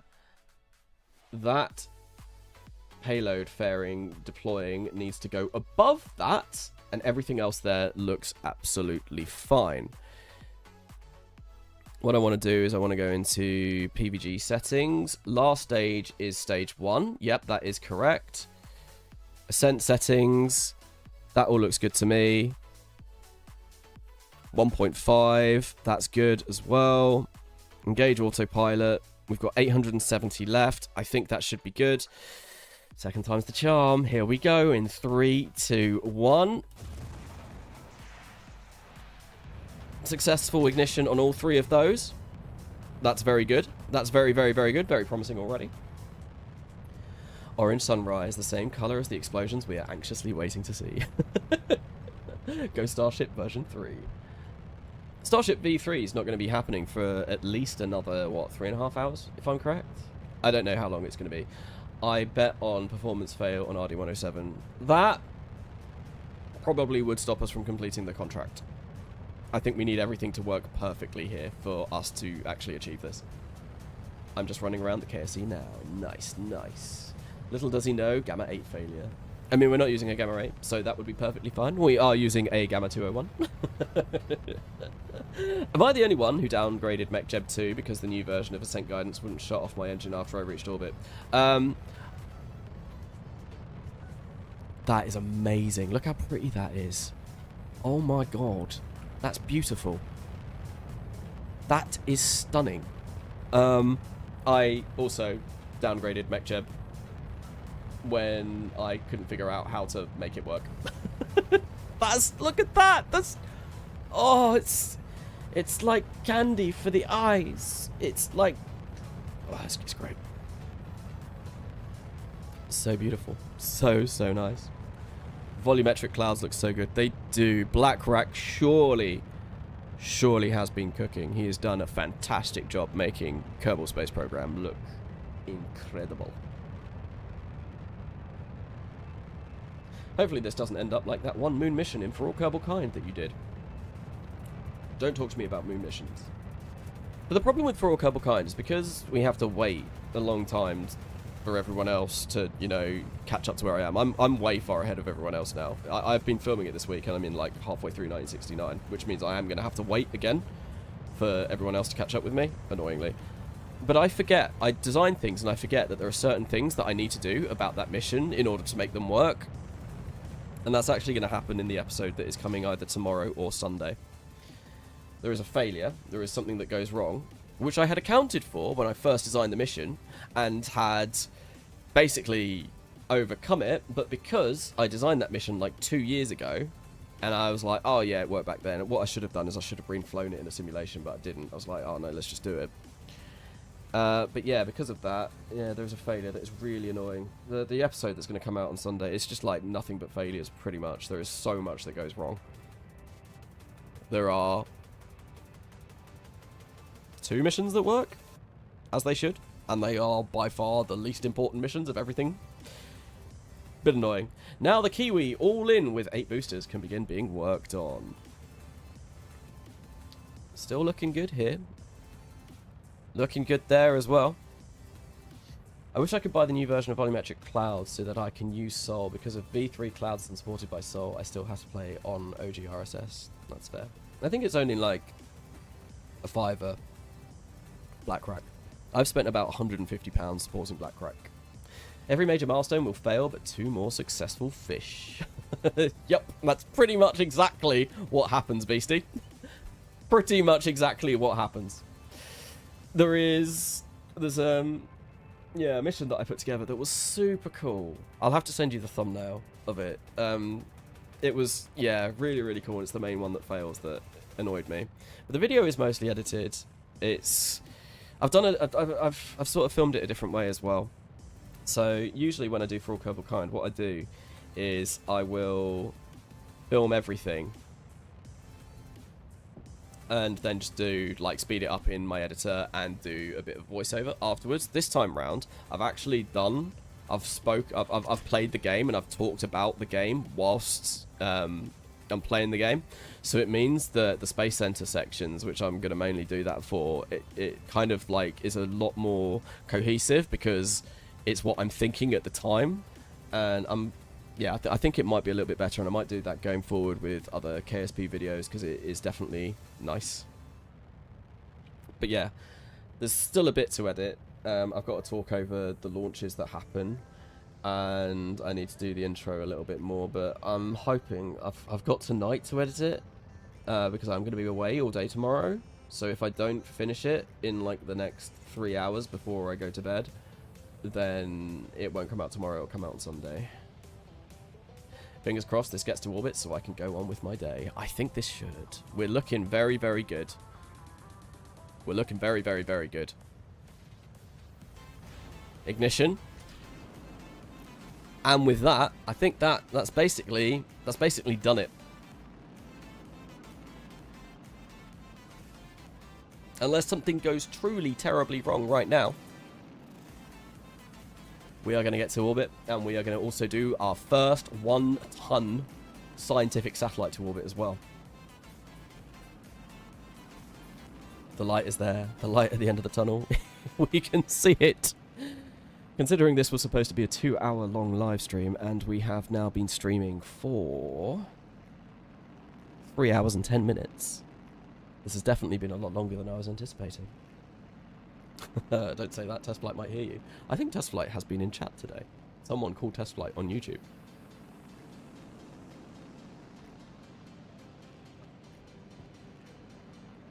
Transient failure on Gamma 8. But it's a Gamma 201, so no worries if a Gamma 8 fails. I don't care. Oh. What we should actually do is, I should have turned all of these on because we could have got some science from these. Magnetic scan is so expensive to run. Oh, my screen just turned off. That's never good.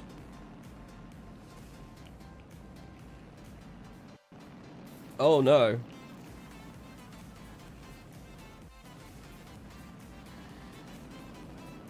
I can't see anything currently. Oh, it's back. Great. Samsung... Oh, whatever it is, Odyssey screen is really nice for the most part, but I hate the auto turn off feature. I need to figure out if there's a way to get over that, because that probably just screwed up the resolution and everything. No ignitions remaining. 19 seconds to go. Let's turn on visible imaging. Temperature scan. Why have we got an unmet requirement? Shouldn't have an unmet requirement. Maybe it's our... Yeah, there we go. 2 seconds. 1 second. We've made it to orbit. We have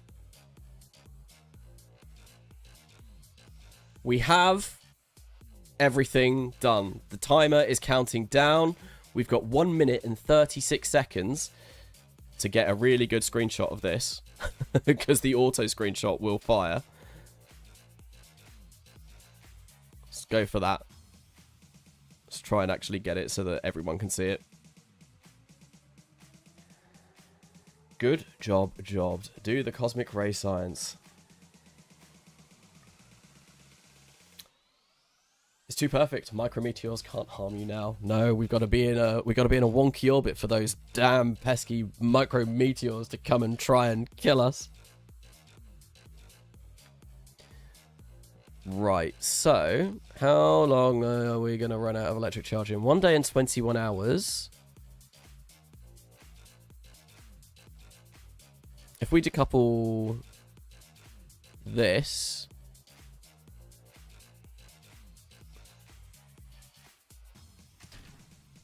.007 tons over 1 kilogram. Now we're going to have electric charge for 14 days whilst running, or not. We've got no comms. Interesting. Maybe we're just literally in a point of the Earth where there is no comm stations. I'm hoping that is the case. Come on. Right.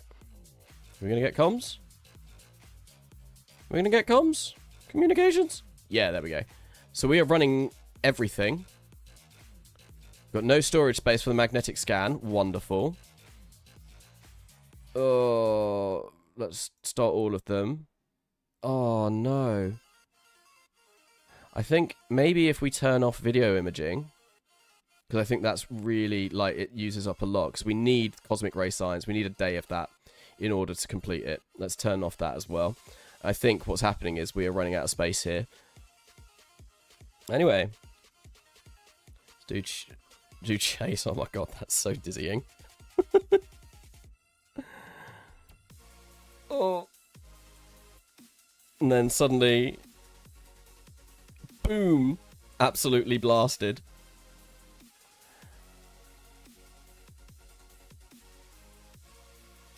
Stable orbit for a day, and then we need to transmit 1 day's worth of cosmic ray science, which we absolutely should be able to do. So we'll wait until this is completed. Launching from New Zealand. Welcome to the Pacific Ocean. That is very true. Test light comms failure. Imagine. Imagine. How do you play from 1951? I get so bored launching the same rocket 5 times in a row. Yeah, sounding rocket grind is real. But it's nice to do it from the very beginning. I have done once. Epilepsy warning. It is pretty egregious, I will say that. This might make things a little bit better. We'll be able to see this a little bit better. And it won't flashbang us like every 5 seconds.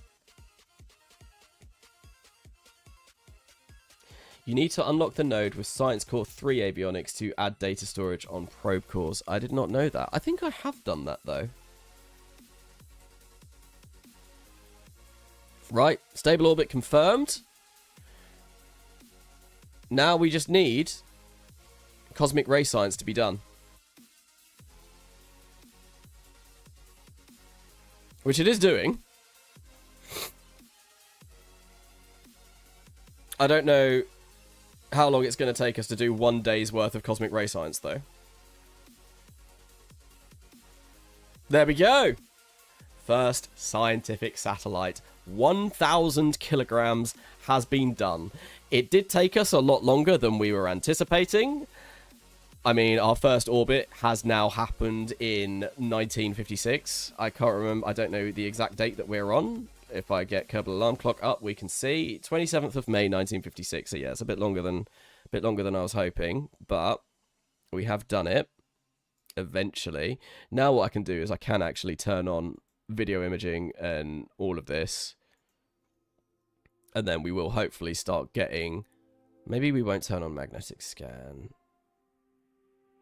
Maybe we will, and we'll just leave it in orbit, and that should hopefully get us a little bit of science. Right, so let's go back to the Space Center.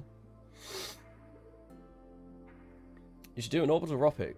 You should do an orbital rocket as your first launch in a new RP-1 save. Oh my god, look at it. It's so blurry. Artificial satellite orbits Earth.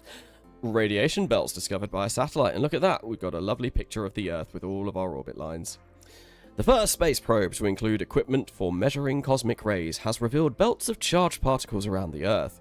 Instead of circling right above us, Tuatara 2 goes through an elaborate ballet. It shoots up to an altitude of more than 1,000 kilometers before coming closer, speeding up and then soaring back out. Due to the strange nature of orbital mechanics, this requires no energy expenditure once in motion. It slows down and speeds up purely from the laws of nature that Newton discovered almost 300 years ago.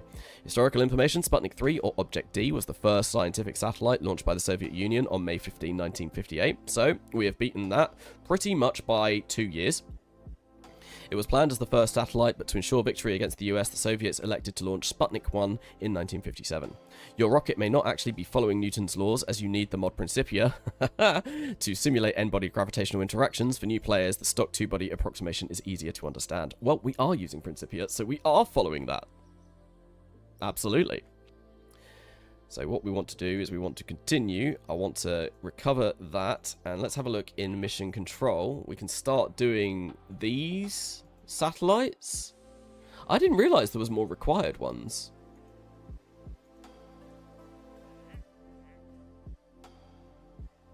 See, if I do this, could I not complete the program? I thought I could complete the program after doing that scientific one. No. Oh, I've got to complete any of these two. Our first polar orbit satellite will be easy enough. First biological satellite, I definitely do want to do.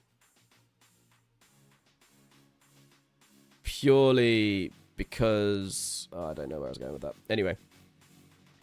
We should hopefully get 15 applicants. I thought we should have had 50.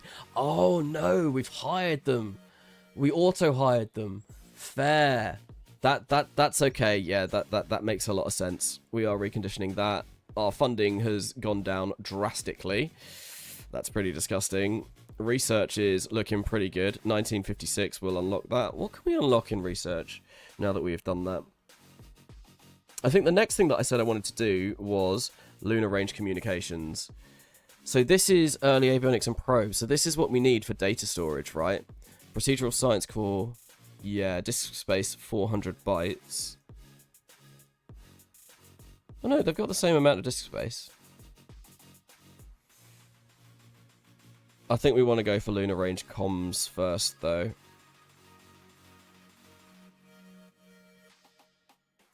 Or maybe 58 orbital rocketry. Oh, both of these are good. I'm going to go for the avionics and probes, actually. We'll go for avionics and probes. Then we'll go for 58 orbital rocketry. I think if we move that up, then that should stop that nasty yellow stuff from happening. Bring dog home. Add a return safely requirement to it. Yeah, that's kind of why I want to wait until we have got the heat shield so that we can actually bring that back. It's the sample box in that node. You get 0 data storage otherwise. Okay. Fair. So, this one. Early tape drives. Right. So that's good that we're getting that, because yeah, we'll be able to get more science. And then I think the next thing that we want is long-range communications, as well as 1958 orbital rocketry. I think those are the things that we're going to be working towards. But I think we're probably going to end that there. I mean, I've streamed for an hour and 20 minutes longer than I was anticipating, so it's been a lot longer stream today. Thank you everyone for coming along. Thank you once again for the donations. Thank you for the watch. Thank you for the comments. And yeah, will be no stream tomorrow purely because I'm going to be in London, so I'm not going to be around. But we should return with the streaming on Sunday, as long as I can get the episode of For All Kerbal Kind finished. If I can't, then I am going to have to spend my time editing that instead. But yeah. We're at an exciting stage of our space agency. We've made it into orbit. Now we've got the moon and basically the entire solar system at our disposal. I'm very much looking forward to exploring as much of it as we possibly can. But until next time, I have been Karnasa, and I will see you later.